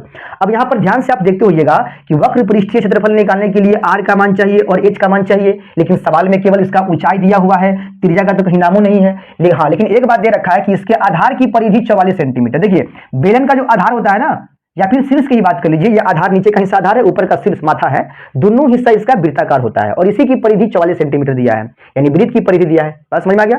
तो यहाँ लिखेंगे त्रिज्या का मान यहीं से निकालेंगे, जो परिधि दिया है ना यहीं से निकालेंगे r का मान, और h का मान दिया हुआ 24, उसके बाद सेटिंग करेंगे, फॉर्मूला पर निकल जाएगा, ठीक है। यहाँ लिखेंगे हल लिखने के बाद यहाँ लिखना पड़ेगा, पहले यहाँ लिख लीजिए ना होता तो h का मान कितना है, तो वो आपका 24 सेंटीमीटर है, h का मान लिख लीजिए। त्रिज्या हम अभी निकाल के बता रहे हैं आपको, ठीक है। यहाँ लिखेंगे चूंकि बेलन की जो ऊंचाई है वो कितना दिया है, तो बेलन का ऊंचाई है 24 सेंटीमीटर, ठीक है, h बराबर कितना है 24 सेंटीमीटर दिया हुआ है, ठीक है। आगे लिखता है तथा इसकी परिधि, आधार की परिधि तथा आधार की परिधि, यहाँ लिखेंगे आधार की परिधि लिखेंगे, ठीक है। आधार की परिधि कितना दिया है, वो है 44 सेंटीमीटर। देखिए परिधि क्या माने, आधार किस आकार का होता है बेलन का, तो होता है वृत्त के आकार का, और वृत्त की परिधि क्या होता है 2πr, क्या होता है 2πr बराबर कितना है 44 है, ठीक, 44 सेंटीमीटर। बात समझ में आ गया। इतना करके आपको छोड़ देना है, ठीक है। अब देखिए हमको किसका मान चाहिए, हमको चाहिए इसका कुल पृष्ठीय क्षेत्रफल, मतलब पृष्ठीय वक्र पृष्ठीय क्षेत्रफल कहिए, आप पृष्ठीय कहिए, एक ही बात है। आप कहिए कि सर आप r का मान क्यों नहीं निकाले, r का मान निकालने की आवश्यकता ना है, क्यों, देखिए आपको समझाते हैं। यहाँ लिखेंगे अब बेलन का वक्र पृष्ठीय क्षेत्रफल, बेलन का वक्र पृष्ठीय क्षेत्रफल क्या होता है, वक्र पृष्ठीय क्षेत्रफल 2πRh। देखिए 2πr का मान कितना दिया हुआ है, 2πr का मान अभी निकाले है ना 44 सेंटीमीटर, यहाँ लिखेंगे 44 सेंटीमीटर, और इंटू h का मान कितना है, h का मान 24 है, तो 44 में 24 से गुना कर दीजिए, 44 में 24 से गुना कर लीजिए, ठीक है। 24 से 4 चौका 16, 4 दूना 8 9, 24 चौका 96 हुआ, और देखिए 24 चौका 96, 24 चौका 96 हो जाएगा, ठीक है। 6 9 6 15 9 1 10, 1056 कितना हुआ, 1056 सेंटीमीटर स्क्वायर, यही हमारा आंसर है, ठीक है। कभी कभी दिमाग लगाना पड़ता है, ठीक है, एक्स्ट्रा दिमाग लगाना पड़ता है। यहाँ 2πr का मान कितना है 44 है, तो हम यहाँ पर r का मान ना निकाल के सेटिंग कर दिए, क्योंकि फॉर्मूला में 2πr हमको चाहिए था, है ना। 2πr का मान कितना 44 रख के h का मान डाल दिए 24, गुना कर लीजिए, हो गया आंसर। तो ये सवाल सब बहुत आसान है, ठीक है। अगर आप थोड़ा सा दिमाग लगाइए तो सारा सवाल जो है आपके दिमाग में सीधा जो है प्रवेश कर जाएगा, ठीक है। चलिए अगला सवाल क्या है, एक लंब वृत्तीय शंकु की त्रिज्या 8.4 सेंटीमीटर तथा आधार की त्रिज्या 2.1 सेंटीमीटर है, तो उस गोले की त्रिज्या क्या होगी जिसका आयतन शंकु के आयतन के बराबर है। देखिए एक लंब वृत्तीय शंकु के ऊंचाई 8.4 है, यहाँ लिखेंगे हल, शंकु है एक, ठीक है, और एक गोला है जिसमें शंकु की ऊंचाई लिखेंगे, शंकु की ऊंचाई शंकु की ऊंचाई कितना दिया हुआ है, शंकु की ऊंचाई इसको h मानेंगे, ये है 8.4 सेंटीमीटर, ठीक है। और आधार की त्रिज्या तथा इसका त्रिज्या, शंकु का त्रिज्या जो है वो कितना है, तो शंकु के त्रिज्या को r मानेंगे, ये कितना है 2.1 सेंटीमीटर, ये 8.4 सेंटीमीटर है।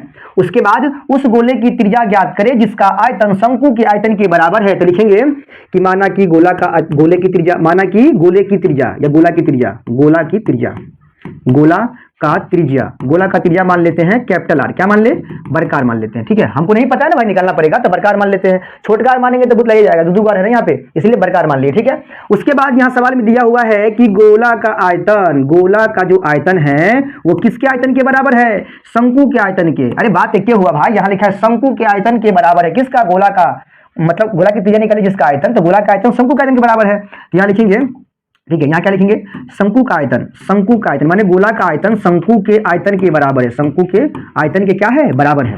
चलिए गोला का आयतन क्या होता है, 4/3 पाई आर क्यू, तो यहाँ बरकार लगाएंगे क्यू, और शंकु का आयतन क्या होता है 1/3 पाई आर स्क्वायर एच, ठीक है। अब समझिएगा जरा, पाई से पाई कैंसिल होगा, निचका 3 से निचका 3 कैंसिल होगा, इधर बचेगा 4 गुने बड़का आर के पावर 3, और इधर क्या बचेगा, छोटका आर का स्क्वायर एच।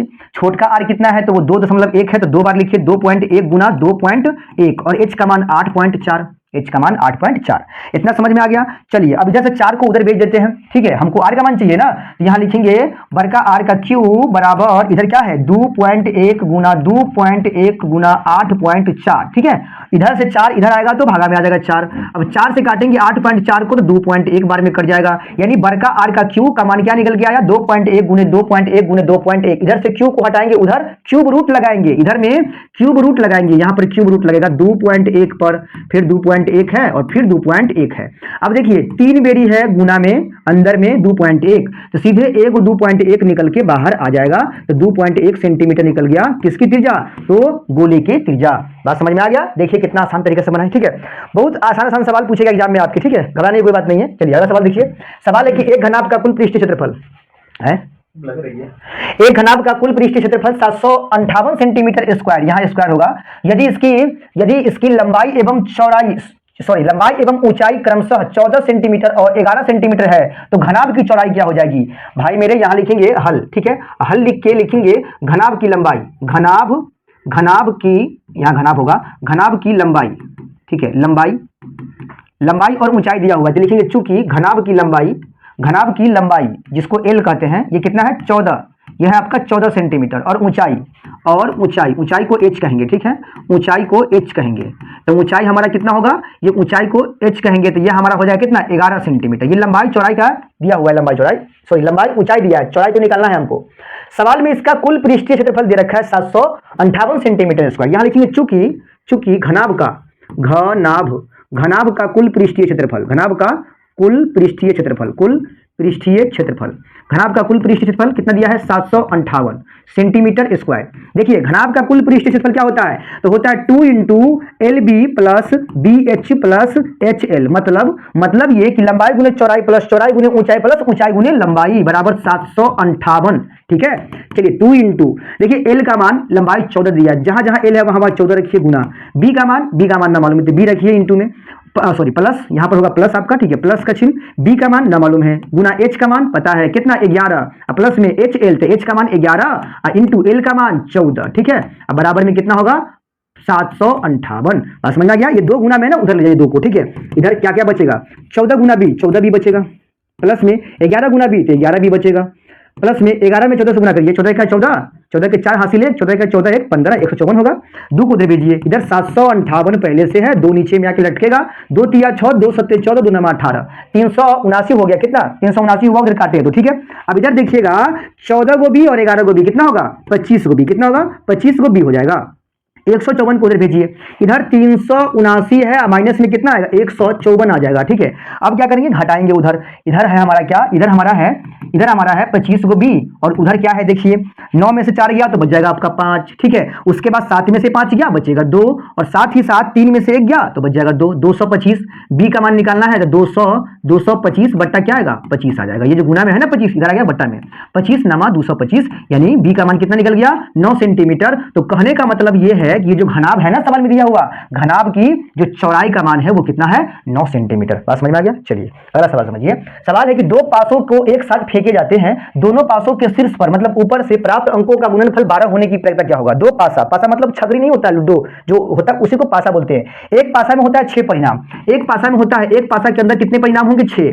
कौन कौन से, 1 2 3 4 5 और 6। एक पासा में कुल मिलाकर 6 परिणाम होते हैं, लेकिन वही पासा अगर 2 हो जाए तो परिणाम कितने बनते हैं 36 बनते हैं। और वो 36 परिणाम कौन कौन से बनेंगे, देखिए कौन कौन से बनते हैं परिणाम 36। जैसे 1,1 1,2 ठीक है, 1,3 1,4 1,4 ठीक है, फिर 1,5 1,6 फिर 2,1 उसी प्रकार से 2,2 ठीक है, फिर 2,3 2,4 2,5 2,6 ठीक है, इस प्रकार से फिर 3,1 3,2 ठीक है, 3,3 3,4 फिर 3,5 और लास्ट में 3,6। ये कितना परिणाम हुआ, ये आपका हुआ 18 परिणाम। 18 परिणाम और बनेगा ठीक है, जैसे 4,1 4,2 4,3 ठीक है, इस प्रकार से।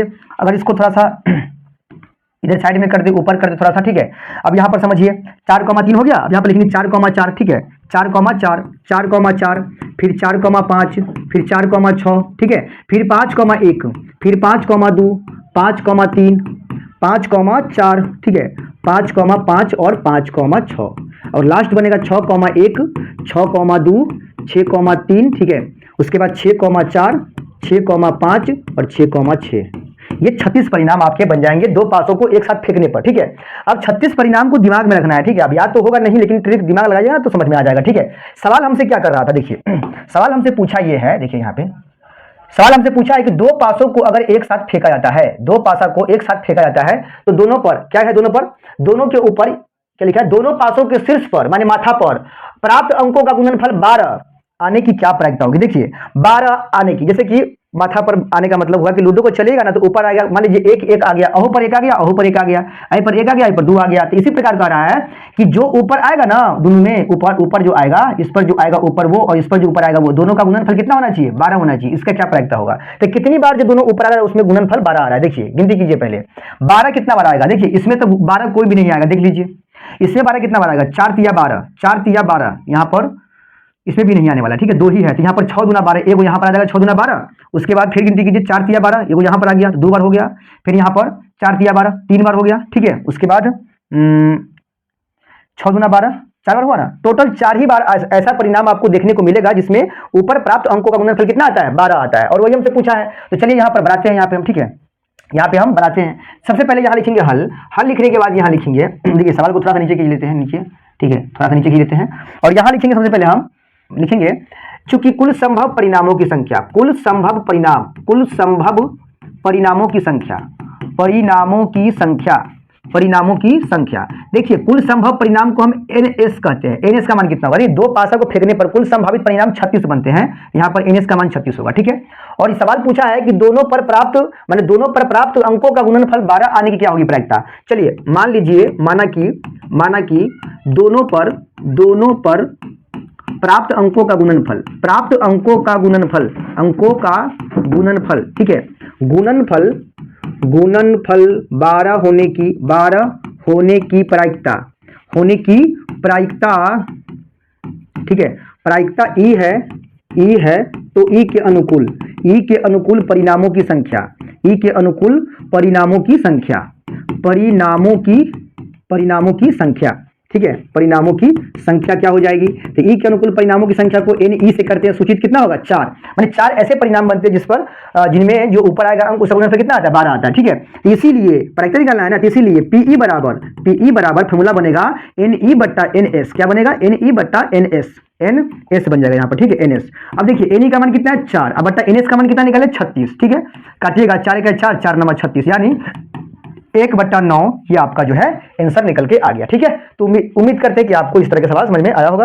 अगला सवाल समझिए कि द्विघात समीकरण दिया हुआ है 3x² माइनस में 2 रूट 6x प्लस में 2 बराबर 0 को गुणनखंड विधि द्वारा हल ज्ञात कीजिए। चलिए लिखेंगे हल, हल लिखने के बाद क्या है समीकरण, द्विघात समीकरण क्या लिखा है 3x² माइनस में 2 रूट 6x प्लस में 2 बराबर 0, इसका गुणनखंड विधि से हल करना है। चलिए उसके लिए शुरू का पद एक्स स्क्वायर जना कहते हैं ना 3x² प्लस के लास्ट 2 जना कहते हैं ना बराबर 0।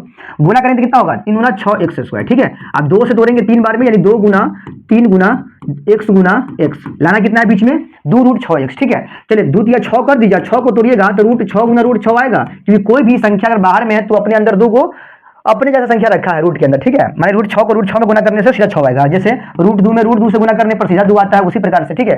हमको लाना कितना है 2 को रूट 6x, तो एगो रूट 6 को अलग कर दीजिए और एगो रूट 6 को अलग कर दीजिए और एगो x यहाँ लगा देना है, एगो यहाँ लगा देना है और दोनों को रखना है माइनस में, दोनों को माइनस में रखना है, तब ना आएगा माइनस में एगो रूट 6x और माइनस में एगो रूट 6x, तो माइनस में 2 रूट 6x, तो माइनस में रूट 6x यहाँ डाल दीजिए, माइनस में यहाँ पर भी रूट 6x। अब यहाँ कॉमन लीजिए, देखिए यहाँ पर 3 है, तो 3 को हम क्या लिखेंगे, 3 में ऐसा आता है रूट 3 गुना रूट 3, बिल्कुल होगा भाई।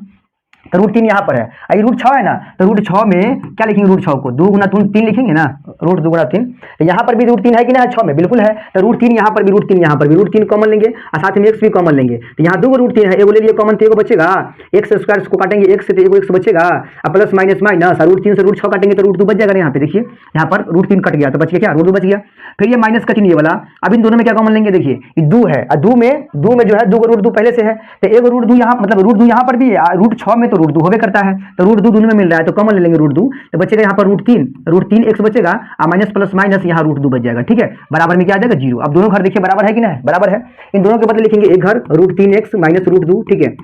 उसके बाद बाहर वाला क्या है रूट 3x माइनस में रूट 2, ये भी बाहर में सेम है, बराबर में 0 आ जाएगा, ठीक है। यहाँ लिखेंगे यदि रूट 3x माइनस रूट 2 बराबर 0 है तो यहाँ पर भी तो वही है, रूट 3x माइनस में रूट 2 बराबर 0। यहाँ से x का मान निकालेंगे तो रूट 3x को इधर रखने दीजिए, रूट 2 को भेजेंगे उधर तो प्लस में रूट 2, और x का मान निकालेंगे तो रूट 2 बट्टा रूट 3, ठीक है, रूट 3, क्योंकि रूट 3 जो है ना ये गुना में है, उधर आ गया तो बट्टा के नीचे आ गया। यहाँ से भी सेम करेंगे, रूट 3x जना कहते हैं ना, रूट 2 प्लस में गया और x का मान रूट 2 बट्टा रूट 3 निकल के आ गया। ये रहा आपके सवाल का जवाब। गुणनखंड विधि से पूछे तो गुणनखंड विधि का इस्तेमाल करना है, और अगर आपसे पूछे सीधा हल कर दीजिए तो किसी भी विधि का इस्तेमाल करके बना दीजिएगा। मोस्ट इंपोर्टेंट, बहुत ही विवेक सवाल है, ठीक है।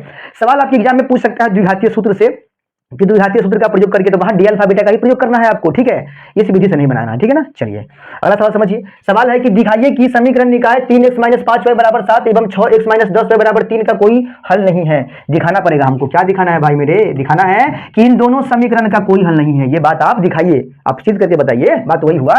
चलिए ये जो समीकरण है ना, यहाँ पर a b c का मान होता है, यहाँ समीकरण जो है यहाँ पर भी a b c का मान, यहाँ दोनों में a है, दोनों में b है, दोनों में c है, तो क्या करेंगे a1 b1 c1 a2 b2 c2 मान लेंगे। ये पहला वाला समीकरण है तो इसको a1 b1 c1 कर देंगे। चलिए लिख लीजिए a1 b1 c1, ठीक है। a1 कितना है तो वो 3 है, b1 कितना है तो वो -5 है, और c1 कितना है तो वो 7 है। फिर लिखिए a2 b2 और ये आपका c2, ठीक है। ये सब मिलेगा दूसरा समीकरण में, 6 है आपका a2, b2 -10 है, c2 3 है, और लिखेंगे इसीलिए a1 बट्टा a2 हमको जांचना है ना, चेक करके हमको बताना है ना कि इसका कोई हल नहीं है, करा है ना, मैंने सिद्ध करके बताना है हमको, दिखाइए कि इसका कोई हल नहीं है। तो a1 बट्टा a2 चेक करते हैं, a1 कितना है भाई मेरे तो 3 है, अब बट्टा a2 कितना है तो वो 6 है, इसको काटे कितना लगेगा 1 बट्टा 2 लगेगा। पुनः से निकालिएगा b1 b2 निकालिएगा, b1 कितना, यहाँ लिखिए पुनः b1 बट्टा b2, ठीक है। b1 कितना है तो -5, b2 कितना -10, इसको माइनस माइनस काट के 1 बट्टे 2 कितना आ गया 1 बट्टा 2, पुनः करके c1 बट्टा c2 करिएगा, c1 बट्टा c2, c1 कितना है 7 है, बट्टा c2 कितना है 3 है, ठीक है। अब देखिए जरा a1 बट्टा a2 b1 बट्टा b2 c1 बट्टा c2 तीनों का मान निकाल लिए। अब जरा गौर से यहाँ पर देखिएगा, यहाँ लिखिएगा चूंकि a1 बट्टा a2 जो है आप देखिए b1 बट्टा b2 के बराबर है, दोनों बराबर है, तो कहिए कि जी बराबर है, यानी a1 बट्टा a2 किसके बराबर है b1 बट्टा b2 के। उसके बाद b1 बट्टा b2 c1 बट्टा c2 के बराबर है, तो भाई ये मेरे बराबर नहीं है, c1 बट्टा c2 के बराबर b1 बट्टा b2 ना है, ठीक है।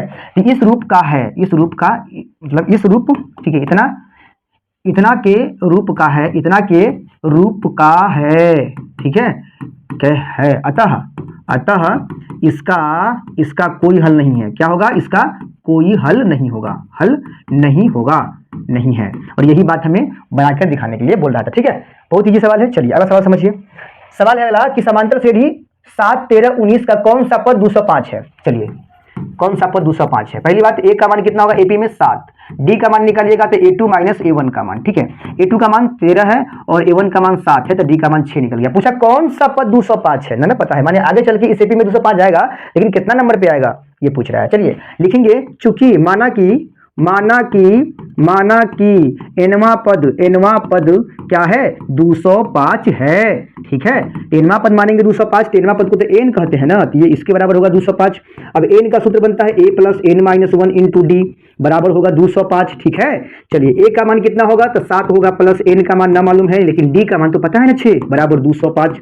अब देखिए 7 प्लस 6 को अंदर लीजिएगा तो 6n माइनस 6 में 1 से गुणा करेंगे तो 6 बराबर 205, ठीक है। अब देखिएगा 7 में 6 गया, कितना बचेगा, 1 बचेगा ना, यहाँ लिखेंगे हम, यहाँ लिखेंगे 1 लिखेंगे, 1 बच जाएगा, और प्लस में 6n बचेगा बराबर 205।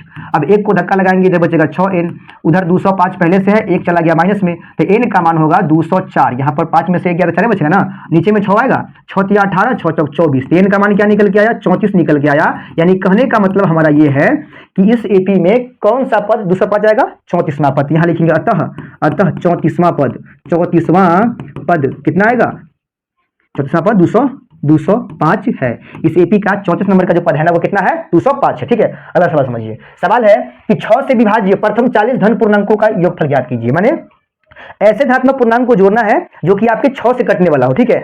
जैसे 6 से कटने वाला कौन होता है, 6 होता है धनात्मक पूर्णांक। धनात्मक पूर्णांक का मतलब क्या है, गिनती की संख्या ना, 6 होता है, 12 होता है, 18 होता है। इसी प्रकार से 40 को पद को क्या करना है, 40 पद को जोड़ लेना है, ठीक है, ठीक है।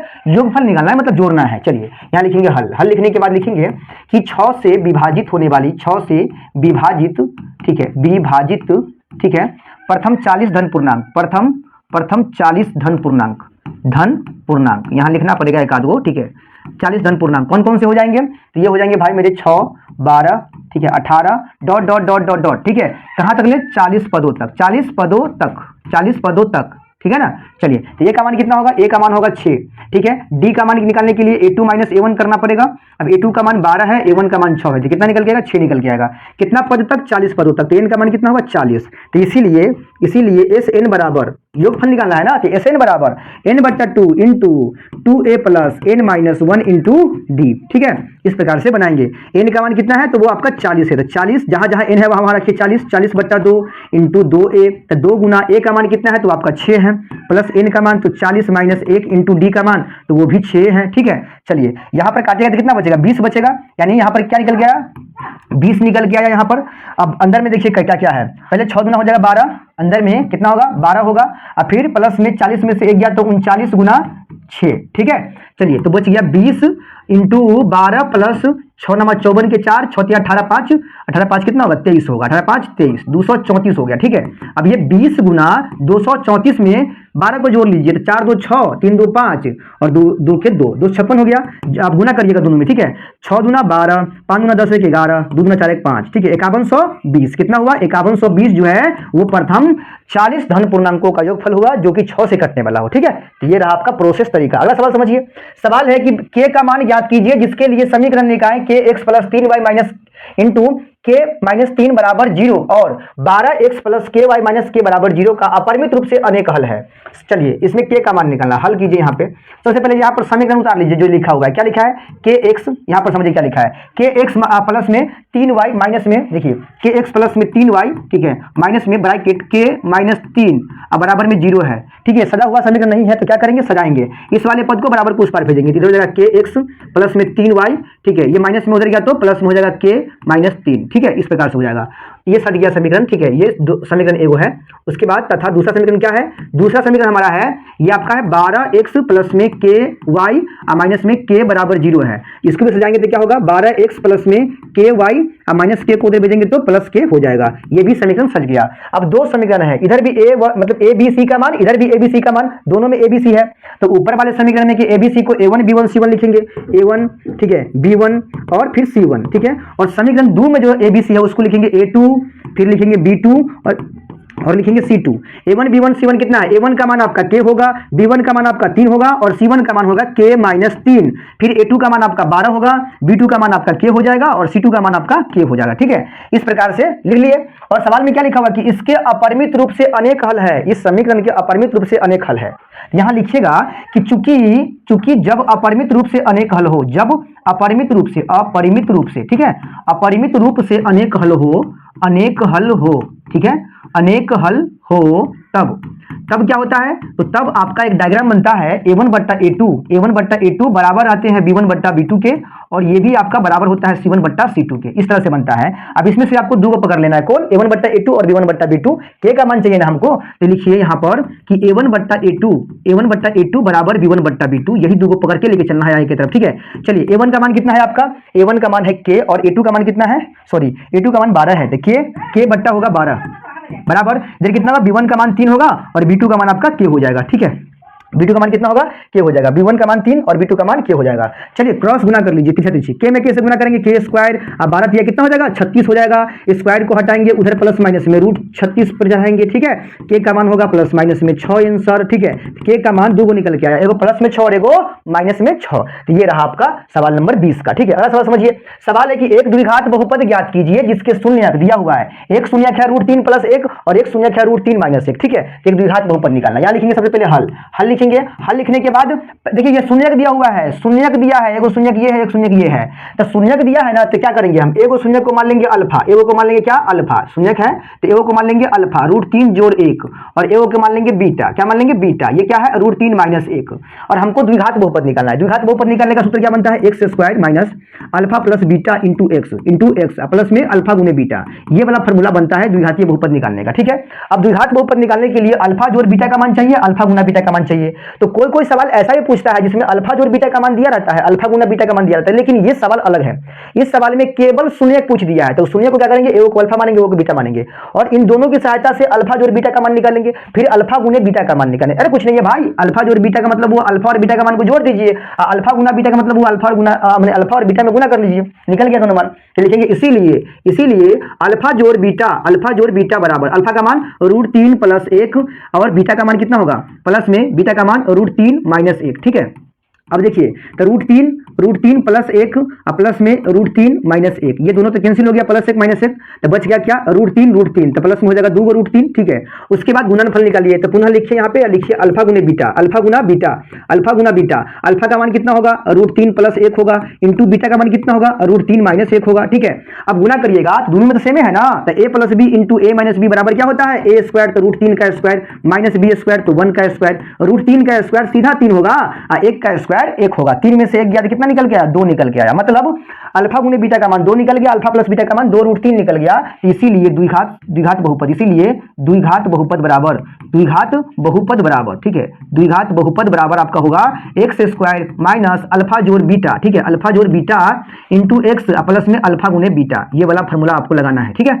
चलिए क्या होगा, x² माइनस अल्फा जोड़ बीटा का मान कितना है, तो अल्फा जोड़ बीटा का मान है 2 √3, यहाँ लिखेंगे 2 √3 x प्लस अल्फा गुने बीटा का मान कितना है, तो वो आपका 2 है। तो यही है हमारा द्विघात बहुपद, ठीक है। क्या क्या प्रोसेस था इसका समझ में आ गया। चलिए अगला सवाल समझिए क्या है। सवाल अपना है कि द्विघात बहुपद 2x² - 8x + 6 के शून्यक ज्ञात कीजिए तथा शून्यकों और गुणांकों के बीच के संबंध की सत्यता की जांच कीजिए। माने इस द्विघात बहुपद से क्या निकालना है, पहले शून्यक निकालना है, फिर शून्यकों और गुणांकों के बीच के संबंध की सत्यता की जांच करना है। क्या है द्विघात बहुपद, 2x² - 8x प्लस में 6 है, ठीक है। इसका शून्यक निकालते हैं पहले, कोई भी विधि से निकाल लीजिए, यहाँ पर नाम नहीं लिखा हुआ किसी विधि का। चलिए तो यहाँ पर लिखेंगे 0 और इसको गुणनखंड भी ट्राई करते हैं, तो 2x² शुरू का पद जना कितना, लास्ट का पद प्लस 6 जना कितना, गुना करेंगे कितना होगा, 6 गुना 12x² होगा, तोड़ेंगे इसको तो क्या होगा, 2 से 6 2 से 3 यानी 2 गुना 3 गुना x गुना x होगा। बीच में कितना लाना है, माइनस में 8x लाना है, 3 गुना 6x कर दीजिए और 2x कर दीजिए, ठीक है, 2x है। अब लाना है माइनस में, दोनों को करिए माइनस में, तब ना होगा माइनस में 8x। अब यहाँ पे माइनस 2x रखिए और माइनस में 6x, ठीक है। अब कॉमन लीजिए, 2 पद यहाँ पर भी है, 2 पद यहाँ पर भी कॉमन ले लीजिए, 2 मिल रहा है तो कॉमन ले लेंगे, x भी मिल रहा है तो x भी कॉमन लेंगे, तो यहाँ बचेगा एगो x, क्योंकि 2 तो कॉमन ले लिए, 2x यहाँ पर प्लस माइनस माइनस 2x कटेगा तो 1 बचेगा, माइनस का चिन्ह दोनों में से कॉमन 6 लेंगे तो बचेगा x, माइनस प्लस माइनस 1 बचेगा बराबर में 0। अब ये x - 1 बाहर देखिए, अंदर में दोनों सेम है ना, दोनों का मतलब एक घर, अब बाहर में 2x - 6 है, तो 2x - 6 अब बराबर में 0 आ गया। अब यहाँ लिखेंगे यदि x - 1 बराबर 0 है तो 2x - 6 बराबर भी क्या होगा, 0 होगा। यहाँ से निकालेंगे x का मान, तब प्लस में 1 निकलेगा, क्योंकि -1 है ना यहाँ पे, और यहाँ से x का मान निकालेंगे तो पहले प्लस में 6 जाएगा, माइनस हो जाएगा प्लस में 6। अब जब x का मान निकालेंगे तो क्या होगा, 6/2 काटेंगे तो यहाँ पर 3 निकल के आएगा, तो एगो मान 1 निकला, एगो मान 3 निकला। अब ये तो शून्यक निकल गया हमारा, साथ में लिखा हुआ है कि शून्यकों तथा पूर्णांकों के बीच के संबंध की सत्यता की जांच करना है। चलिए जांच करते हैं। तो यहाँ लिखेंगे अब जांच। जांच लिखने के बाद यहाँ लिखेंगे हम, देखिए दो शून्य निकला है अपना, और द्विघातीय बहुपद में दोनों शून्य को हम अल्फा बीटा से करते हैं सूचित। दोनों में से किसी एक को अल्फा मान लेंगे, किसी एक को बीटा मान लेंगे। चलिए इसको मान लेते हैं अल्फा, पहला वाला को अल्फा बराबर 1 हो जाएगा, और बीटा जो है हमारा उसको मान लेते हैं 3 को मान लेते हैं बीटा, 1 को मान लिया अल्फा, ठीक है। उसके बाद यहाँ पर जो बहुपद दिया है, इस बहुपद में ABC का मान होगा, ABC का मान होगा, A का मान 2 हो जाएगा, B का मान -8 होगा, और C का मान +6 हो जाएगा, ठीक है। उसके बाद लिख लीजिए यहाँ पर A का मान 2 हो जाएगा, B का मान -8 होगा, और C का मान आपका +6 हो जाएगा, ठीक है। और तब यहाँ पर दो फार्मूला बनता है। देखिए एक फार्मूला है अल्फा जोड़ बीटा का, एक फार्मूला है अल्फा जोड़ बीटा का, और एक यानी कि -B/A होता है, और एक फार्मूला और है अल्फा गुने बीटा, ठीक है। जांचने के लिए यही दो सूत्र लगाना पड़ेगा आपको, अल्फा प्लस बीटा और अल्फा गुना बीटा, ठीक है। इसी पर आपको चेक करना है। चलिए इस तरफ लिखना है, पुनः देखिए अल्फा गुने बीटा, अल्फा गुने बीटा बराबर क्या होता है, C/A होता है, C/A। अब चलिए चेक करते हैं। देखिए अल्फा का मान कितना है, तो वो 1 है, तो 1 रखिए, गुना नहीं है, यहाँ प्लस होगा, तो प्लस बीटा का मान कितना है, तो वो आपका 3 है, बराबर माइनस बी का मान कितना है, तो -8, तो माइनस क्या होगा, +8 होगा, और नीचे में ए का मान कितना है, तो वो आपका 2 है, ठीक है। यहाँ काटिएगा तो कितना आएगा, 4 आएगा, और यहाँ पे 3 और 1 कितना होगा, 4, तो 4 बराबर 4 हुआ ना, ये दोनों बराबर आना चाहिए। जांच का मतलब ये होगा, ठीक है। अब यहाँ पे समझिएगा, यहाँ पे अल्फा का मान कितना है, तो वो 1 है, गुना बीटा का मान कितना है, तो वो 3 है, तो 3 बराबर सी का मान कितना है, तो वो 6 है, और बट्टा ए का मान कितना है, तो वो 2 है। यहाँ काटेंगे तो 3 आएगा, और यहाँ पे 3 1 3, तो 3 बराबर 3, देखिए बराबर है ना दोनों। ये रहा आपका जांच, ठीक है। तो उम्मीद करते हैं कि आपको ये चीज समझ में आ गया होगा। अगला सवाल समझिए, यदि tan a बराबर 1 और tan b बराबर 1/√2, तो आपको मान निकालना किसका, cos a प्लस b का मान, ठीक है। यहाँ लिखेंगे हल। हल लिखने के बाद यहाँ लिखेंगे कि tan a, देखिए tan a बराबर क्या दिया हुआ है, 1 दिया है, ठीक है। और sin b बराबर क्या लिखा है, sin b बराबर लिखा हुआ है 1/√2, ठीक है, 1/√2। अब यहाँ लिखेंगे चूंकि, समझिएगा जरा ध्यान से, tan a बराबर लिखा है 1। अब सोचिए कि tan में 1 जो है कितना डिग्री का मान आता है, tan में 1 जो है कितना डिग्री का मान आता है, तो आता है 45 डिग्री का मान, ठीक है।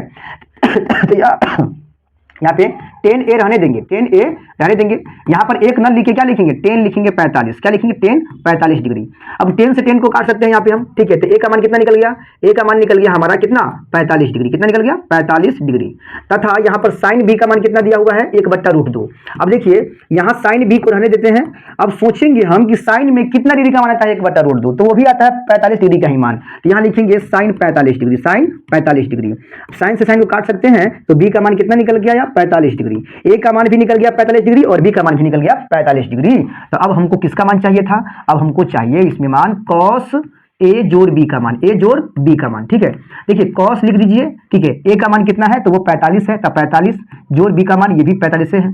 तो cos 45 प्लस 45 कितना होगा, 90 होगा। तो cos में 90 का मान कितना होता है, तो आपका 1 होता है। तो आंसर कितना निकल के आएगा, आपका 1 निकल के आ जाएगा, ठीक है। तो ये रहा सवाल का आंसर, ठीक है। चलिए नहीं, cos में 90 का मान आपका 0 आता है, कितना आता है, 0, गलती हो गया, ठीक है। cos में 90 का मान जो आपका होता है वो कितना होता है, 0 होता है। यहाँ पर 0 कर लेना आपको, ठीक है, ठीक है, गलत हो गया। cos में 0 डिग्री का मान होता है 1, ठीक है। चलिए अगला सवाल समझिए, कितना देर हुआ है, 26, ठीक है।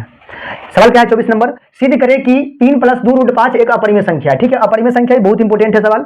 सिद्ध करना है कि 3 + 2√5 एक अपरिमेय संख्या। यहाँ लिखेंगे हल लिखेंगे, और यहाँ लिखेंगे सवाल क्या है हमारा, 3 + 2√5 है, ठीक है, 2√5 है। यहाँ लिखेंगे चूंकि सिद्ध करने के लिए सबसे पहले लिखेंगे यहाँ पे सिद्ध करने के लिए, ठीक है, के लिए माना कि 3 + 2√5 एक परिमेय संख्या है। क्या है ये एक परिमेय संख्या है, परिमेय संख्या है। तो जब ये परिमेय संख्या है तो इसके बराबर क्या आएगा, p/q, क्योंकि कोई भी परिमेय संख्या जो होता है वो p/q के फॉर्म में होता है। तो अगर ये परिमेय संख्या है 3 + 2√5, तो इसके बदले हम इसके बराबर हम p/q लिख सकते हैं, बिल्कुल लिख सकते हैं, जिसमें p और q क्या है, पूर्णांक है, और q जो है वो 0 के बराबर नहीं है। यहाँ पर ये भी बात लिख सकते हैं अगर लिख जाते हैं तो। उसके बाद क्या करना है आपको, इसमें देखिए बराबर की इधर रूट वाला पार्ट भी है और कुछ रूट के बाहर का भी संख्या है। तो जो रूट का बाहर है ना, सब जो रूट के बाहर आपको दिख रहा है सबको बराबर को उस पर भेज देना है आपको, ठीक है। देखिए 2 भी है रूट के बाहर और 3 भी रूट के बाहर है, दोनों को भेजना पड़ेगा, लेकिन बारी बारी से भेजिए। पहले √5 के जो दूर का नंबर है उसको भेजिए, दूर यही पड़ता है ना, तो पहले 3 को भेजिए।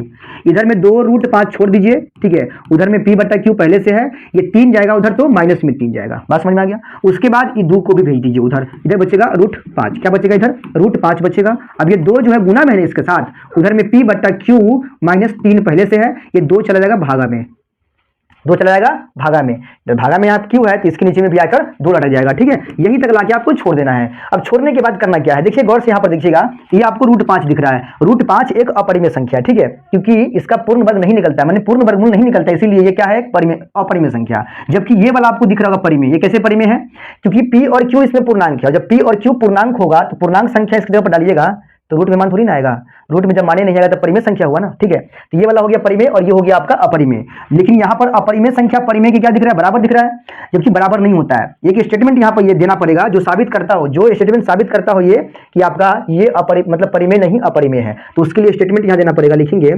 चूंकि √5 एक अपरिमेय संख्या, ठीक है, अपरिमेय संख्या है, अपरिमेय संख्या है, ठीक है, तथा उधर का जो दिख रहा है आपको क्या दिख रहा है, p/2q - 3, ये एक क्या है, परिमेय संख्या, ये एक परिमेय संख्या है, ठीक है, परिमेय संख्या है, ठीक है। इधर आपको अपरिमेय दिख रहा है, उधर परिमेय दिख रहा है, लेकिन बीच में बराबर भी तो दिख रहा है ना, जबकि अंकगणित कहता है कि कोई भी एक अपरिमेय संख्या एक परिमेय के बराबर नहीं होता है, ठीक है। तो यहाँ लिखेंगे जबकि अंकगणित के आधार पर, ठीक है, अंकगणित के आधार पर परिमेय संख्या बराबर नहीं होता है किसके, अपरिमेय संख्या के, माने कोई भी परिमेय संख्या बराबर नहीं होगा एक अपरिमेय संख्या के, ठीक है। लेकिन यहाँ तो बराबर दिख रहा है ना, ये बराबर क्यों दिख रहा है, क्योंकि यहाँ पर हम परिमेय माने थे इसीलिए बराबर दिख रहा है, जबकि ऐसा कुछ होता नहीं है, ये हमारा केवल कल्पना ही है, ठीक है। और जो हम कल्पना किए हैं ये हमारी कल्पना क्या है, गलत है, लिखेंगे यानी हमारी कल्पना गलत है, यानी हमारी कल्पना क्या है, गलत है, ठीक है, गलत है, ठीक है, हमारी कल्पना गलत है। अतः 3 + 2 √5 एक कौन संख्या होगा, अपरिमेय संख्या होगा, अपरिमेय संख्या है। ये क्वेश्चन आपके एग्जाम में आएगा, ठीक है। जितना सवाल हम आपको पढ़ाए हैं सारा सवाल पूछेगा ही पूछेगा, ऐसा नहीं कि यही पूछेगा, इससे रिलेटेड सवाल पूछेगा आपके एग्जाम में, देख लीजिएगा, ठीक है। चलिए आखिरी सवाल आपको एक और हम पढ़ा देते हैं, ठीक है, जो कि आपके लिए बहुत ही इंपॉर्टेंट है सवाल। वो आपको एक सवाल हम पढ़ा देते हैं, अभी देखिए, ठीक है, देखिएगा, वो सवाल आपका ये वाला है, ठीक है, ये वाला सवाल आपका है, ये आपका नहीं, ये नहीं, बहुलक पढ़ लीजिए, ठीक है, बहुलक पढ़ लीजिए, क्योंकि बहुलक आपके एग्जाम में आएगा, ठीक है, 2 नंबर में नहीं तो 5 नंबर में वो आएगा बहुलक, ठीक है। तो बहुलक को थोड़ा पढ़ लीजिए, देखिए ये है आपका बहुलक, ठीक है। चलिए सवाल क्या है, निम्नलिखित बंटन का बहुलक ज्ञात कीजिए, निम्नलिखित बंटन का बहुलक ज्ञात कीजिए, ठीक है, इसका बहुलक निकालना है हमको। चलिए बनाते हैं इसको हम। बहुलक निकालने के लिए क्या करेंगे, सबसे पहले यहाँ लिखेंगे हल, ठीक है। हल लिखने के बाद क्या लिखेंगे, यहाँ पे जो भी सारणी दिया है, एक वर्ग अंतराल का दिया है, एक बारंबारता का दिया है, तो एक कॉलम हम तैयार करेंगे इस प्रकार से, एक तरफ लिखेंगे वर्ग अंतराल, एक तरफ लिखेंगे वर्ग अंतराल, लिखेंगे जो भी लिखा है यहाँ पे वर्ग अंतराल जो भी है यहाँ पे लिख लेंगे, और एक कॉलम में है आपका बारंबारता, तो यहाँ लिख लेंगे बारंबारता, ठीक है, बारंबारता। वर्ग अंतराल क्या क्या है, 0 से 10, ठीक है, 10 से 20, 20 से 30, 20 से 30, ठीक है, फिर 30 से आपका हो गया 40, फिर 40 से हो गया 50, और फिर 50 तक ही है, 50 तक ही है आपका, ठीक है, मान। बारंबारता में देखिएगा तो वो पहला 8 है, दूसरा 15 है, तीसरा 12 है, 16 है और 9 है, ये आपका बारंबारता। ये 2 कॉलम आपके सामने दिया हुआ है, अब इसका बहुलक निकालना है हमको, ठीक है। बहुलक आपके एग्जाम में 5 नंबर में 2 साल से पूछ रहा है, ठीक है, इसलिए बहुत इंपॉर्टेंट है सवाल। बहुलक निकालने के लिए क्या करेंगे हम, सबसे पहले समझिए फॉर्मूला क्या होता है बहुलक का। बहुलक का एक फॉर्मूला आता है, बहुलक बराबर आता है फॉर्मूला, बहुलक बराबर L प्लस, ठीक है, F1 - F0 बट्टा 2F1 - F0 - F2 अब गुना में I, ये वाला फॉर्मूला आता है बहुलक निकालने का, ठीक है। अब इसमें अगर हम आपको L का मान, F1 का मान, F0 का मान, F2 का मान, I का मान सब निकाल कर दे दे तो आसानी से इस पर सेटिंग करके आप निकाल दीजिएगा, है ना। तो मेन है इस सवाल में यही सारा मान निकालना, कौन कौन चीज, L का मान, ठीक है, F0, F1, F2, ठीक है, और ये I का मान, ये सारा मान निकालना इंपॉर्टेंट है, और यही मेन है, यही पे बच्चा फंसता है। समझिए हम मान निकालना सिखा रहे हैं आपको हम। देखिए सबसे पहले आपको किसको पढ़ना है, सबसे पहले पकड़ना है आपको F1 को, ध्यान दीजिएगा, सबसे पहले F1 पकड़ना है। F1 कहाँ मिलेगा आपको, तो बारंबारता में सबसे बड़ा वाला बारंबारता खोजना है आपको, सबसे बड़ा वाला बारंबारता कौन मिला आपको, तो बारंबारता में सबसे बड़ा वाला बारंबारता आपको ये दिख रहा है, ठीक है। तो यही हमारा क्या होगा, F1 का मान होगा, ठीक है, F1 का मान, ठीक है। अब खोजना है F0 खोजने के लिए आपको F1 के जस्ट ऊपर देखना है, इसके जस्ट ऊपर कौन है 12, यही होगा हमारा कौन, F0 का मान, ठीक है। और F2 के लिए आपको इसके नीचे आना पड़ेगा, इसके नीचे आना पड़ेगा, नीचे कौन मिलेगा, 9 मिलेगा, यही हमारा क्या है, F2 है। तो 0 1 2 एक प्रकार का गिनती बन जाता है, ठीक है, 0 1 सीरियल से बन जाता है, 0 1 2 सीरियल नंबर बन जाता है, ठीक है। चलिए, तो F1 तो हो गया आपका 16, ठीक है। F0 हो गया आपका 12, F2 भी आपका हो गया कितना 9, सॉरी 9 यहाँ पे। लेकिन आपका L का मान और I का मान कहाँ मिलेगा? चलिए, ये जो दिख रहा है आपको F1 का मान, यही F1 के सामने सामने आपको आना है इधर वर्ग अंतराल में, ठीक है। इसी में जो पकड़ाएगा ना जो वर्ग क्या है 30 से 40, इस 30 से 40 वाले में जो निम्न सीमा है ना 30, यही हमारा L का मान होगा, ठीक है। L का मान कितना होगा 30, L का मान आपका 30 होगा। ये 30 से 40 क्या कहलाएगा? तो ये कहलाएगा आपका बहुलक वर्ग। क्या कहलाएगा? ये हो जाएगा आपका बहुलक वर्ग, बहुलक वर्ग होता है ये, ठीक है। याद रखिएगा इसको, एक नंबर में सवाल यहां से उठा के डाल देता है। तो ये बहुलक वर्ग 30 से 40 हो जाएगा। उसमें का जो निम्न सीमा है ना, निम्न सीमा 30, नीचे वाला पद, यही हमारा L का मान होगा। अब I का मान क्या होगा? तो वर्ग की लंबाई कितनी है, देखिए 10-10 का अंतर दिया है ना, तो यही हो गया I का मान 10, ठीक है। इतना कुछ करने के बाद आप सीधा सीधा फॉर्मूला पर लगाइए और आंसर पाइए, ठीक है। चलिए लगाते हैं फॉर्मूला पर। हम लिखेंगे यहाँ पे बहुलक बराबर जो भी सूत्र है, सूत्र लेकिन याद होना चाहिए फॉर्मूला। अगर फॉर्मूला याद नहीं है तो फिर बनाना संभव नहीं है, ठीक है। कैसे बनाएगा फॉर्मूला याद नहीं रहेगा तो? चलिए यहाँ लिखेंगे कि बहुलक बराबर, देखिए बहुलक बराबर, इसीलिए बहुलक बराबर, ठीक है, L plus F1 minus F0 बट्टा 2F1 minus F0 minus F2 और गुना में क्या होगा I हो जाएगा। चलिए L का मान कितना है? तो आपका 30 है, 30 यहाँ रखेंगे, प्लस में एक बट्टा खींचिएगा, ठीक है। बट्टा, ये L देखिए L के नीचे में नहीं है बट्टा, ये दोनों के नीचे में केवल बट्टा है, तो आपको 30 को बाहर रखना है जो कि L का मान है। F1 का मान कितना आपको है दिया हुआ 16, माइनस F0 का मान कितना दिया हुआ है 12 दिया है, तो 12, नीचे में 2F1 है तो 2 गुना F1 का मान कितना है तो वो 16 है, तो 16 रखेंगे, माइनस F0 का मान कितना है तो वो आपका 12 है, माइनस F2 का मान कितना है तो वो 9 है, ठीक है। और इंटू में आपका I लिखा हुआ है जो कि बाहर में है, इंटू में I का मान आपका 10 हो गया। ये सारा मान रखने के बाद गुना भाग करिए। चलिए ये आपका 30 है, बट्टा दी, सॉरी पहले प्लस देना पड़ेगा, 30 प्लस एक बट्टा दीजिए, 16 में से 12 गया 4 बचेगा, नीचे में 16 गुना 32 और माइनस 12 और 9 हो गया आपका 21, ठीक है। और इधर जो है गुना में आपका 10 हो गया। चलिए ये हो गया 30 प्लस 4 बट्टा 32 में से 21 गया तो कितना बचेगा भाई? 11 बच जाएगा, ठीक है, गुना में 10 चौका कितना होगा 40, तो 30 प्लस में 40 बट्टा 11, ठीक है, 40 बट्टा 11। थोड़ा सा इसको ऊपर कर लेते, ठीक है, थोड़ा सा इसको ऊपर कर लेते हल्का सा, ठीक है, क्योंकि 2 स्टेप और बच गया, काटना पड़ेगा यहाँ पे। 40 बट्टा 11 है ना, चलिए 40 बट्टा 11 यहाँ पर है, इसको काटिएगा तो कितना आएगा 40 बट्टा 11 को? तो 11 तिया 33 होगा, 7 पर 70, 11 छक 66, 4 पर 40, 11 तिया 33, ठीक है। इस प्रकार से ये आएगा, बढ़ते जाएगा आगे की तरफ, ठीक है। यानी कितना हो गया 30 प्लस 3.63, ठीक है, लगभग में आ रहा है। तो 30 और 3 कितना होगा 33 हो जाएगा, 0.63 लगभग में, यही है हमारे बहुलक का आंसर, ठीक है। तो उम्मीद करते हैं कि आपको बहुलक समझ में आया होगा, ठीक है। आज हम लोगों ने पूरी तरह से पूरा कितना क्वेश्चन पढ़ा है? 25 क्वेश्चन पढ़ा है आप लोगों के लिए, मतलब आपके लिए हम जो है पूरे 25 क्वेश्चन पढ़ाए हैं आज, ठीक है। वो सारा क्वेश्चन बड़े चुन कर लाए थे हम आप लोगों के लिए। देखिए सवाल ये नहीं पूछेगा जो हम पढ़ाए हैं, सवाल इससे रिलेटेड आएगा, लेकिन पक्का आएगा। जो टॉपिक हम उठाए हैं वो सारा टॉपिक आपके एग्जाम में आने वाला है, ठीक है। उस टॉपिक से रिलेटेड आप टॉपिक को समझने का प्रयास कीजिएगा और उस टॉपिक से जुड़ा हुआ सवाल जो मिलेगा आपको एग्जाम में, आप उसको सीधा सीधा बनाइएगा, ठीक है। तो उम्मीद करते हैं कि आपका सेशन आप लोगों को अच्छा लगा होगा, और उम्मीद ये भी करते हैं कि आप लोग को जो है ये सारा क्वेश्चन एग्जाम के अंदर, एग्जाम हॉल के अंदर आपको हेल्प करने वाला है, ठीक है। तो वीडियो अच्छा लगा है तो लाइक कर दीजिएगा, दोस्तों में शेयर कर दीजिएगा, और चैनल पर नए हैं तो सब्सक्राइब कर दीजिएगा, ठीक है। चलिए मिलते हैं जल्द अगले वीडियो में, तब तक के लिए जय हिंद और एग्जाम के लिए बेस्ट ऑफ लक।